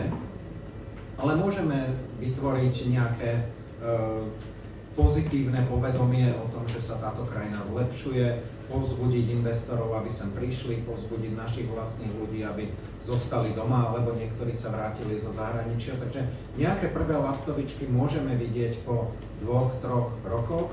Asi tie zásadnejšie výsledky z tých takých hĺbších reforiem uvidíme možno po 2 volebných obdobiach, ale to najdôležitejšie, čo môžeme spraviť, je investovať do ľudského kapitálu, do mozgov našich ľudí, lebo my nie sme krajina, ktorá by mala nerastné bohatstvo, nemáme žiadnu jasnú konkurenčnú výhodu voči iným krajinám, sme podobní mnohým iným krajinám, s ktorými súťažíme, takže ak chceme dlhodobo víťaziť, tak musíme byť chytrejší, rozumnejší, inovatívnejší než iné krajiny a to je boj naozaj na dlhé obdobie, ale to neznamená, že to máme odkladať. O to dôležitejšie je začať čo najskôr.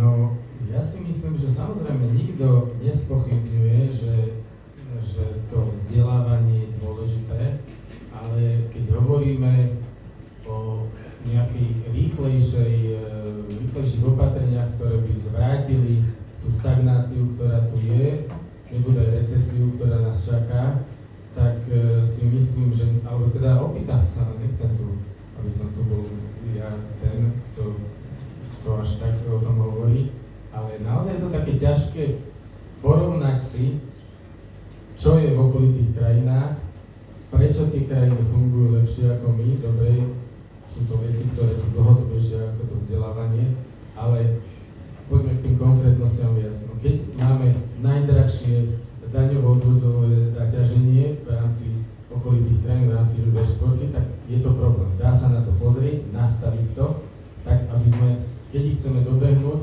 aby sme ich proste podviezli. Máme tie skúsenosti, Ivan, máš skúsenosti, prečo sme sa stali atraktívni, rovná daň, viacero vecí je. Čiže pozrieť sa na tie veci, ktoré oni majú, dajme tomu ich spraviť, keď nie je rovnaké, ešte ich vylepšiť, a aby sme boli atraktívni proste. Tu myslieť si, že vzdelávanie, alebo že firmy, ktoré tu existujú, že zrazu z ničoho začnú platiť viac, že budú mať väčšie zisky, budú platiť vyššie dane, budú vyššie príjmy, z ničoho nič asi sa čakať nedá. Potrebujeme priame zahraničné investície, ale tie neprídu, keď sú tu najhoršie podmienky z V4, logicky. To znamená, to nie je jedno opatrenie, je ich veľa, ale zatraktívniť to zásadné, podľa mňa, je zásadné zlepšiť to podnikateľské prostredie, zatraktívniť, aby sem prišli zahraničné investície. Problém ale je, že vedľa je vojna, že majú už nejakú skúsenosť, že po 2 rokoch môže sa vrátiť, keď by náhodou inak dopadli voľby, že sa môže proste tá politická situácia zvrátiť. Čiže to najťažšie je podľa mňa tá dôvera tých investorov, získať ju. To sa nepodarí za rok, za 2, tam ja vidím ten najväčší problém. Že nie len, že na druhý deň vláda nastaví, perfektne to bude vyzerať, ale nebude to tak, že za pol roka zrazu budú investovať miliardy. Že tam ja vidím problém a to je to, čo ja neviem odhadnúť. Vy to určite viete lepšie, že ako dlho to bude trvať, či sa to dá, či stačí jedno volebné obdobie aspoň na to, aby sa to nastavilo a začali prichádzať tie zahraničné investície a teda najlepšie, keby to potvrdila tá vláda s dobrým nastavením, neviem, že ktorá, a 8 rokov a proste, lebo ak sa to nepodarí, no tak sme v kaši asi. No je to. Tých zahraničných investorov nestoja zástupy s kuframi plnými peňazí na našich hraniciach, že kedy konečne u nás znížime dane, aby sem došli. Že áno, jedna z tých vecí, ktoré potrebujeme spraviť, je znížiť dane z práce. To je nevyhnutná podmienka, ale zďaleka nepostačujúca. Takže my znížime dane z práce, to nás bude stáť povedzme 2 miliardy eur a my tak či tak máme problém s verejnými financiami, takže my inde na výdavkoch potrebujeme ušetriť 4-5 miliárd, takisto musíme viacej investovať do infraštruktúry, to keď začneme, tak kým budú tie cesty alebo železnice, tak potrvá niekoľko rokov.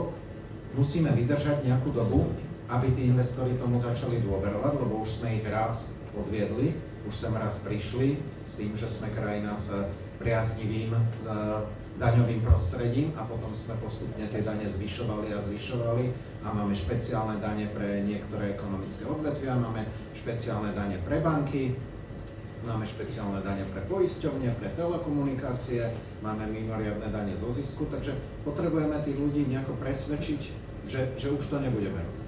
Potrebujeme znížiť tú korupciu a tiež zmeníme trestný zákon, to sa dá spraviť rýchlo. Ale kým bude funkčná nová prokuratúra, kým bude funkčná polícia, kým sa ukáže, že sme dokázali odsúdiť tú najvypuklejšiu korupciu, tak prejde niekoľko rokov, kým to tí investori uvidia. Medzi tým sa situácia trochu zlepšila, aspoň ten tlak, to, čo nás tlačí dole, aspoň nás prestane tlačiť dole a porastieme tým tempom povedzme 2-3%, ale kým začneme rásť rýchlejšie než Česko alebo Poľsko, tak to potrvá podľa mňa 2 volebné obdobia. Ale za tú dobu by sme nemali zabúdať na to, čo je kľúčové pre ten dlhodobý rast, a to je vzdelanie, výskum, vývoj, inovácie, previazanie biznisu s univerzitami, aby sme boli jedného dňa inovatívnou krajinou, ktorá je aspoň v niečom najlepšia na svete, a musíme mať ambíciu aspoň v niečom byť najlepší na svete, nie vo všetkom, ale 2-3 oblasti, aby sme si vybrali, kde budeme naozaj špičkoví. A toto nejakú dobu potrvá, kým to dosiahneme. Úprimne, Slovensko má priemerné univerzity, pri najlepšom. Kým tu budeme mať aspoň v niektorých oblastiach najlepších výskumníkov na svete, z ktorých bude potom biznis môcť čerpať inovácie, aby sme mali firmy, ktoré budú v niečom najlepšie na svete, to nejakú chvíľu potrvá. My neluskneme takto prstom a neprilákame sem nobelistov, aby zrazu pôsobili na Slovenskej univerzite namiesto toho, že sú v Kalifornii. Môžeme, Ivan, aspoň, že keby sme 3 veci zo dňa na deň nová vláda, nedá sa to tak poradiť, že 3 veci, čo by mali urobiť, že hneď v prvom... Nie, či tu budeme v niečom najlepším na svete. Úplne by stačilo, keby sme vedeli efektívne využiť to, čo vymyslené je, alebo čo vymýšľajú iní, ktorí sú najlepší na svete. Treba uvedomiť, že my máme na svete existuje 70 miest, ktoré majú väčší počet obyvateľov ako na Slovensku. Čiže nám by stačilo, a to nízko, aj celkom súhlasím aj s tým, že nie je nízko vysiace ovocie, pretože keď je úplná pravda, že už to nebude také, ako to bolo pred 30 rokmi, že stačí. Ale zároveň, keď máte tak zle riadenú krajinu, tak neefektívne riadenú krajinu, s tak neefektívnym verejným sektorom, prezamestnanosťou vo verejnom sektore, tak vlastne tam priestor nielen na priame úspory, napríklad do znížení prezamestnanosti, ale napríklad na zvýšenie efektívnosti cez naozajstnú digitalizáciu, nie takú. Ja viem, že to nebude ľahké, ale keď bude vôľa, keď budú pripravené tí, ktorí budú vládnuť tie elity, tak sa dá proste dosiahnuť pomerne rýchly, nie taký rýchly ako v minulosti, ale pomerne rýchly obrat. Nemyslím si, že by muselo až 2 volebné obdobia trvať, kým v tej rastovej dynamike vlastne sa budeme takí ako Poľsko alebo Česko. Ale keď si hovoril, že ktoré oblasti, no tak ozdravovanie verejných financií, ale také, ktoré bude prorastové, zlepšovanie podnikateľského prostredia, ktoré sa tu zhoršuje, zlepšovanie kvality verejného sektora, verejnej správy a všetko, čo súvisí so vzdelaním, vedou výskumov, vzdelanostnou spoločnosťou, digitalizácia a tak ďalej. Čiže, ale zase nie všetko, proste treba sa sústrediť na kľúčové veci, ktoré budú prioritami a ktoré prinesú ten synergický efekt proste tej zmeny. Čiže toto nie je zásadný problém, myslím si. Pretože už aj skúsenosti z iných krajín, aj naše vlastné ukazujú, že čo funguje, čo nie. Zásadný problém je, a tam súhlasím, že my by sme sa nemali spoliehať na to, že zase robíme nejaký veľký skok a potom nebudeme 20 rokov robiť nič. Ideálne by bolo, keby existoval konsenzus na tom, a to je naša podľa mňa Achillová päta, že také Poľsko nikdy nešlo nejakými veľkými skokmi.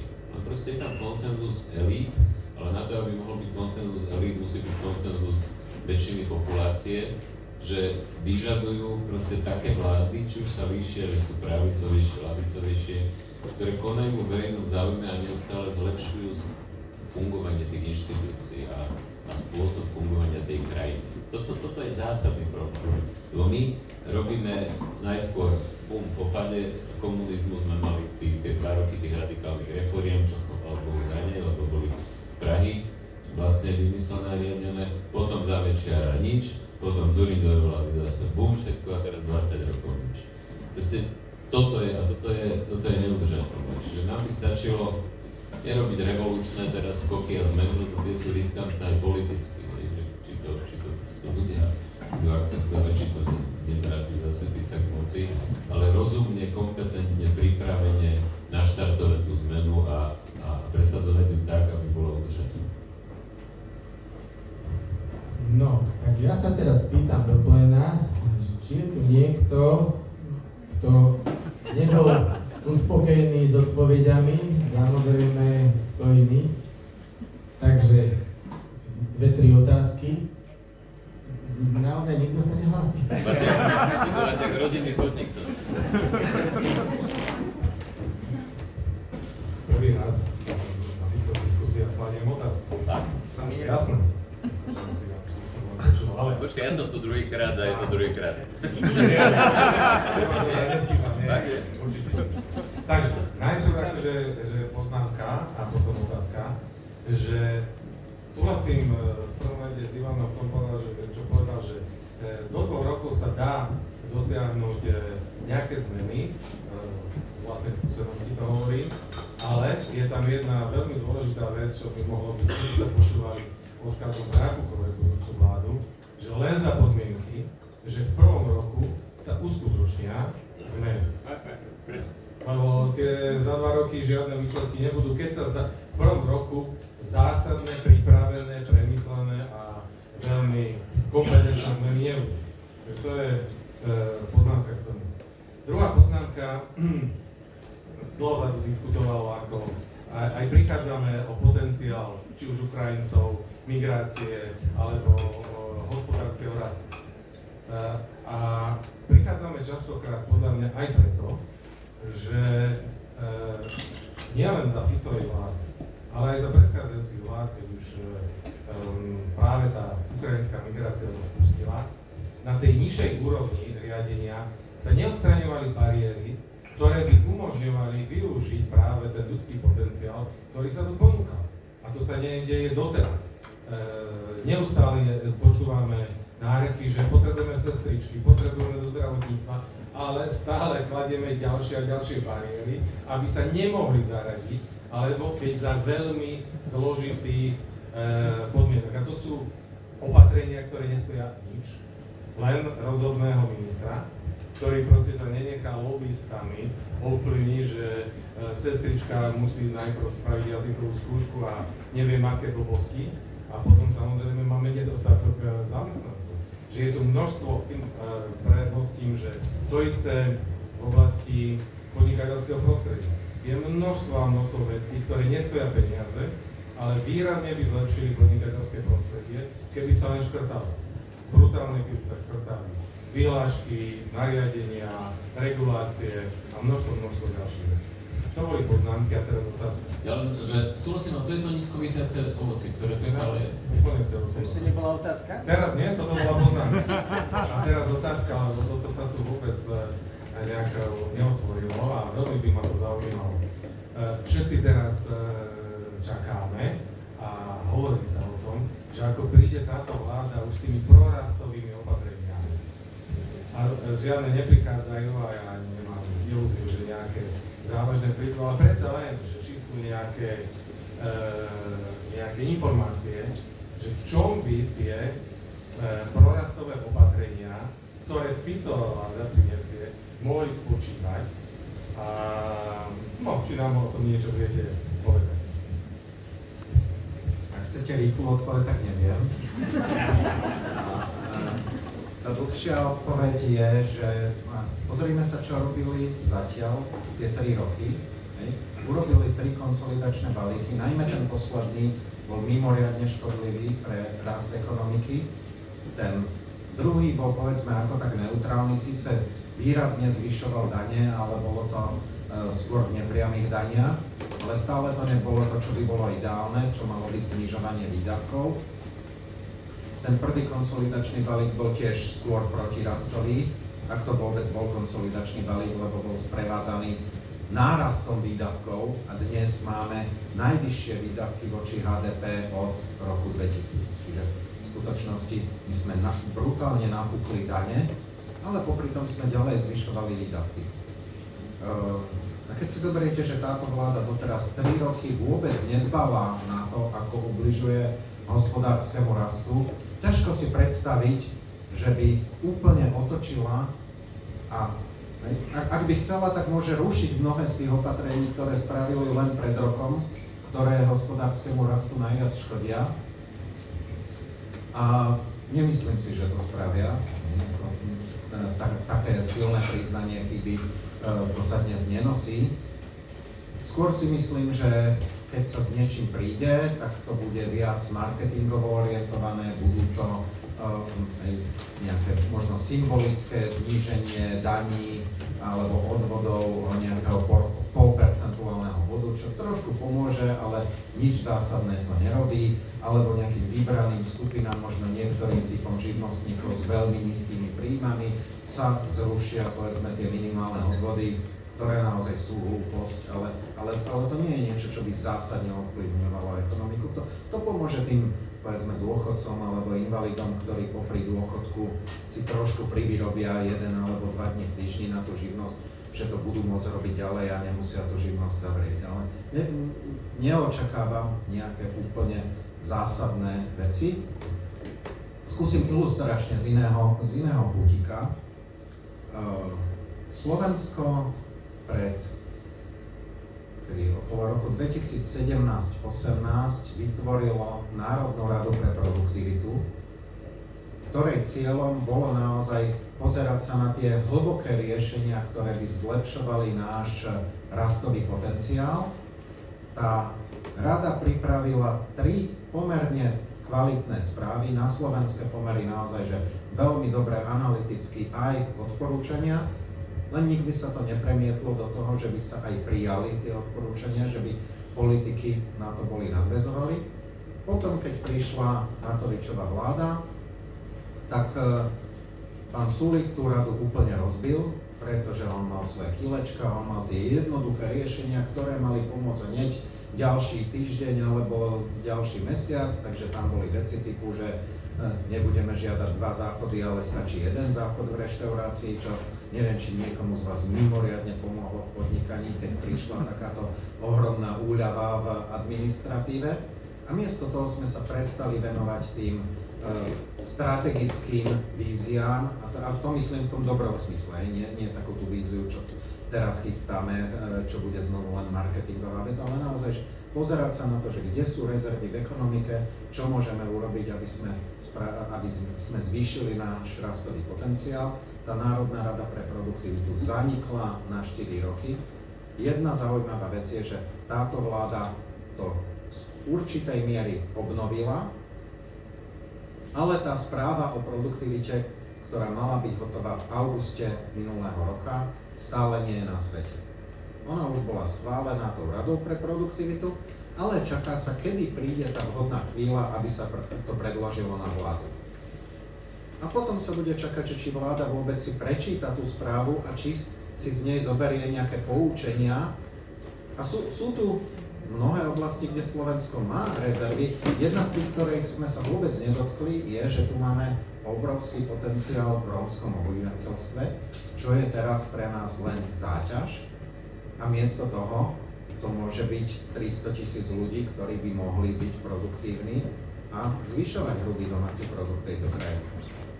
No to sa tiež nejako nenosí, aby sme povedali, že aj týmto ľuďom chceme pomôcť. Čiže keď vidíte, že čo sa deje s nejakým hlbším analytickým myslením posledných 6 až 8 rokov, tak neočakávajme, že budúci týždeň alebo ďalší týždeň, keď prídu tie sľubované prorastové opatrenia, že to bude niečo, čo bude mať zásadnejší vplyv. Bude to niečo na uspokojenie toho, že sľúbili sme, doručili sme a nech sa o tom teraz ďalšie 2 mesiace nerozpráva. Ja dodám kratšiu odpoveď. Ja by som sa obával, či si zachytili, prezident Pellegrini vyzval premiéra Fica, aby sa nebál zásadnejších prorastových opatrení. Ale ja keď som si predstavil, čo mohol mať na mysli Pellegrini, tak jediné, čo mi napadlo je, že aby proste míňal ešte viac, aby zvýšil deficit. Pretože zvýšil zvýšenia deficitu výdavky vám krátkodobo zvýšia ekonomický rast. Samozrejme, že spôsobom, ktorý prinesie za sebou rádovo viac škôd a problémov aj pre krajinu, aj pre budúcu vládu a tak ďalej. Ale toho by som sa bál. Že nie, že nebudú konsolidovať, ale že ešte rozvratia viac verejné financie, aby krátkodobo. Aby si zvýšili popularitu a zároveň krátkodobo zvýšili ekonomický rast. Kto sa hlási?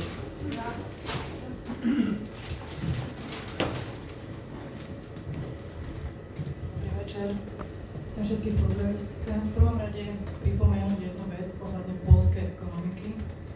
Poľskú ekonomiku najviac naštartoval Brexit v tom smere, že do Poľska sa vrátilo cez 2 milióny ľudí, ktorí pôsobili v Anglicku a boli reálne kvalitní, boli odborne zdatní, jazykovo zdatní. To je jeden z dôvodov, nehovorím, že hlavný jeden z dôvodov bolo, že tú ekonomiku naštartoval Brexit, lebo oni sa museli vrátiť, takže cez 2 milióny ľudí sa dostalo do Poľska.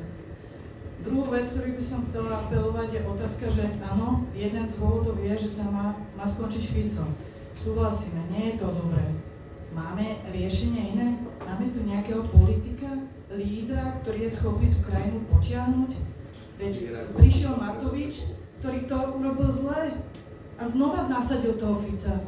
I máme tu vlastne niekoho, kto je ten líder, kto tú krajinu potiahne? Ja ho nevidím. Neviem, či tu náhodou je niekto, kto by bol taký odhodlaný, odvážny, pretiahnuť tú krajinu cez túto krízu. A čo sa týka zlepšenia ekonomiky, tak v prvom rade musíme pozrieť na malých a stredných podnikateľov. Veď my likvidujeme, veď oni nám dávajú tú prácu. Tu doma všetkým dávame prácu, my, malí, strední podnikatelia, ktorých vlastne tento štát likviduje. A pokiaľ my nebudeme si vážiť tých, ktorí tu zostali a neutiekli, a tých, ktorí dávajú prácu ostatným a nevytvoríme im podmienky, tak to je zlé. Dávame daňové úľavy a veci rôznym veľkým podnikateľom a veľkým investorom a my mladí tu, alebo malí, alebo strední podnikatelia, čo zamestnávajú ľudí, tak my tu žobračíme, máme proste, to je celé zlé. Máme silné, aby sme mali silné poľnohospodárstvo. Sme nezávislí v energetike. Proste musíme využiť zdroje, ktoré máme. A ten potenciál, a máte pravdu v tom vzdelávaní. A to príde strašne neskoro. Musíme ho naštartovať a my potrebujeme skôr tie zmeny. Že to je len otázka, máme tu politika, ktorý je odvážny a dokáže to naštartovať? Ďakujem. Opýtam sa otázkou. V tom roku 1998 ste tu videli takého politika? Bol by niekto, ktorý povedal, že Dzurinda to bude ten, ktorý... My nevieme, no máme tých, ktorých máme taký výber, aký máme, dostáva nám len veriť, že sa aspoň spoja a že z toho pôjde sila, nádej a alternatíva, že sa poučili z toho Matoviča a že sa lepšie pripravia, to čo Udo hovoril, že budú pripravení už keď pôjdu vládnuť, že budú vedieť, čo treba, že budú mať na tom zhodu, že budú vedieť, ako to komunikovať. Ale to je demokracia. Demokracia nie je ideálna. Teoreticky ideálnejšia by bola osvietený absolutizmus, keby prišiel niekto geniálny, kto by vedel všetko presne ako má. Ale výhoda demokracie je práve v tom, že keď to robí niekto zle, tak je vymenený a je šanca, že príde niekto, kto to bude robiť lepšie. Ja by som si tiež vedel predstaviť, že keby sme mali takého Petra Slováka, ktorý by teraz, ja som nevedel, ale v 90. rokoch bol v Rumunsku taký politik, ktorý zjednotil všetky riešenia, volal sa Peter Rumun. Teraz prišiel Peter Maďar, my sme potrebovali Petra Slováka. No ale taký nepríde, čiže preto je dôležité, a preto aj ja tlačím, aj pani prezidentka Čaputová, teraz sme boli z okolností na jednej akcii, poprede spolu aj s Martinom, kde sme o tom hovorili, kde ona, aby sa zjednotili, aby sa spojili, aby spolupracovali, aby boli to alternatívou, lebo nepríde jeden, ktorý by to teraz všetko vyriešil ako v Maďarsku, že si prišiel Maďar, ale proste treba hovoriť o reálnych riešeniach. Reálne riešenie je také, že vyhrajú voľby a že budú pripravení vládnuť lepšie, ako to robil Matovič pred rokom. Teraz, keď niekto počul tento tvoj návod, lebo bežne sa menia názvy strán, už je aj jeden maďarský politik, čo si zmenil meno, toto je návod, že si niekto zmení meno a pôjde na to. Nie je mojou úlohou prihovárať sa za konkrétnych politikov. Ja verím, že máme aj schopných politikov, čo to myslia za Slovenskom úprimne, ale nikto vám nedá garanciu, že to dobre dopadne. Môžete maximálne mať nádej, môžete dúfať, že to bude fungovať, ale tú istotu vám nikto nedá. Ak vám niekto sľubuje istotu, tak vám klame. Svet je plný rizik, môže to dopadnúť dobre, môže to dopadnúť zle, ale aspoň sa snažme urobiť všetko preto, aby to už dopadlo lepšie. Chcem na Marko povedať, že šikovní ľudia, ktorí majú spočítané 2 a 2 rozumia tomu, určite do politiky nevstúpia. No, vidíte. Ja si nemyslím. Ja si myslím, že máme aj čestných ľudí a skôr snažme sa voliť tých nudných politikov, ktorí viacej rozmýšľajú, čo majú tie veci premyslené, nie tých, čo vedia prísť s bombastickými heslami a vytvoriť rýchle nadšenie, ktoré potom rýchlo zmizne. Ale inak ako naozaj, že to, čo ste povedali, bolo z veľkej časti komentár a s tým sa dá len súhlasiť, hoci neviem, či teda máme dúfať, že to Babiš v Čechách tak pokazí, že sa teraz 300 000 Slovákov vráti naspäť ku nám, lebo už nebudú mať kam ísť.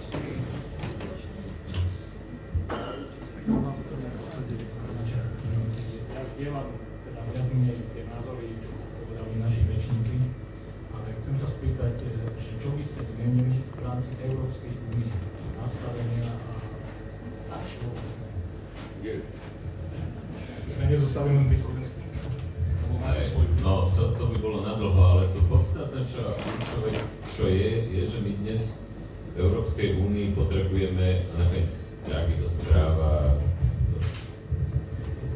100 strán obsahuje dobre vyargumentované, v čom je slabina a čo by pomohlo európskej konkurencieschopnosti. A to, čo je asi najdôležitejšie v tom, aby Európa bola menej fragmentovaná, aby jednoducho bola koordinovanejšia, konkurencieschopnejšia, či potrebujeme viac investícií, potrebujeme menej regulácií, potrebujeme viac inovácií, ale predovšetkým potrebujeme dokonca aj priemyselnú politiku spoločnú, potrebujeme byť globálnym hráčom. Európa je silná tam, kde vystupuje ako hráč. A zahraničný obchod je centralizovaná kompetencia na európskej úrovni. Európa sedí ako rovnocenný partner s Američanmi, s Čínou, s inými. Ale po veľa oblastiach je tá politika fragmentovaná a to je proste potom tá slabina. Nie je to ľahké, to riešenie, lebo zásadný problém je, že tá spoločná európska identita je stále vnímaná o mnoho slabšie ako národné identity a to nedáva legitimitu tomu, aby mohli vzniknúť Spojené štáty európske a to je zásadný problém. Na druhej strane sa dejú mnohé veci, iniciatívy z hľadiska odborovania tej byrokracie, z hľadiska posilňovania spoločného, verejného obstarávania a tak ďalej. Taký najzaujímavejší iniciatíva, najzaujímavejšia možno je 27. režim, 28. režim, tým 28. režimom sa myslí regulačný rámec, zatiaľ len pre úzkú časť, ale to nie je do detailov. V zásade ide o to, že keď nevieme skoordinovať napríklad daňové systémy, pracovné právo a tak ďalej, že vytvoríme 28. režim, kde firmy, najmä tie, ktoré chcú pôsobiť vo viacerých krajinách, malé stredné chcú rásť, si môžu vybrať tento regulačný rámec a nemusia potom fungovať podľa národných rámcov. A keď ten 28. rámec bude dostatočne lukratívny a motivačný, tak čoraz viac firiem bude fungovať podľa neho a to vytvorí vlastne ten spoločný regulačný rámec a vlastne zníži mieru tej fragmentácie. Lebo ja už len jednu vetu poviem, ktorá podľa mňa to bolo šokujúce číslo. Kedy sme len jednotný trh mali, my máme 50 rokov, budujeme jednotný trh, my stále máme jednotný trh. Tak by to malo taký efekt, keď sme odstránili bariéry jednotného trhu v Európskej únii, tak by to malo taký efekt ako zrušenie 41% dovozných cieľ medzi krajinami pri obchode s tovarmi a 100% cieľ pri obchode s službami. Čiže už z toho vidíte, že Ako keby to sú tie bariéry do jednotnom trhu sú ako keby implicitnými obchodnými clami. Čiže už len toto by znamenalo obrovský impuls na to, aby tá európska ekonomika rastla, mohla byť lepšia, bola konkurencieschopnejšia. Pre ekonomiku by to určite bolo super, ale trošku neviem, či by sa tam nestrácala tá konkurenčná výhoda jednej krajiny, ktorá by chcela zlepšiť to prostredie ešte atraktívnejšie oproti tým ostatným. Takže tam je taká, ale súhlasím, že by to pomohlo pre Európsku úniu určite.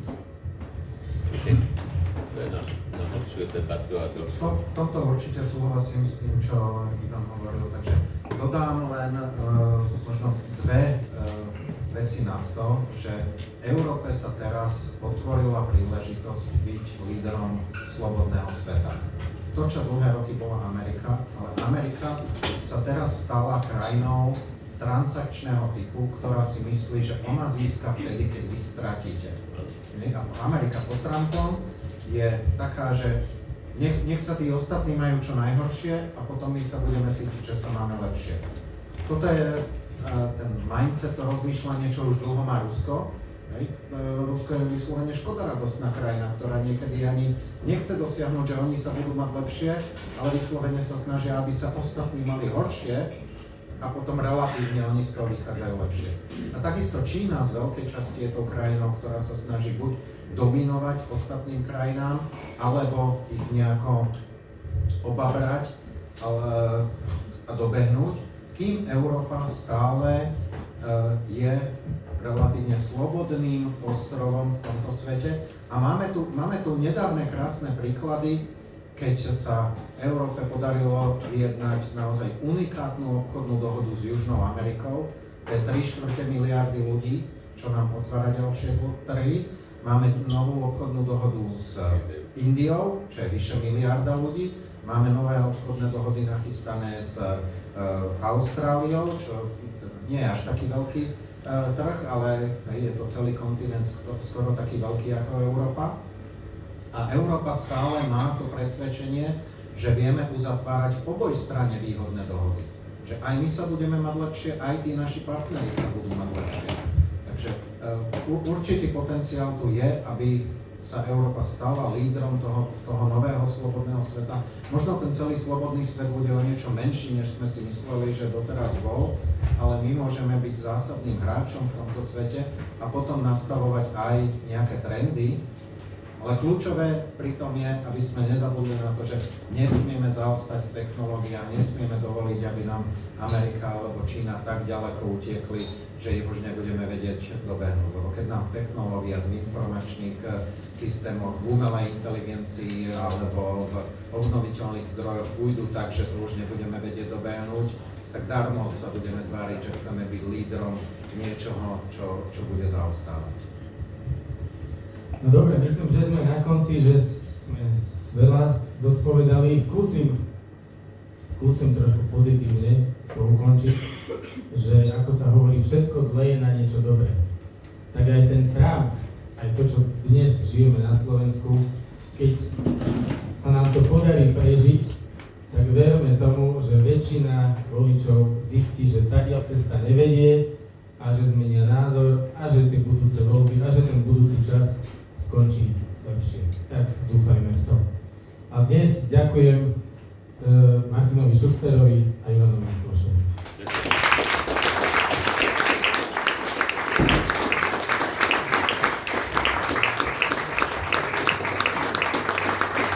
Ďakujem.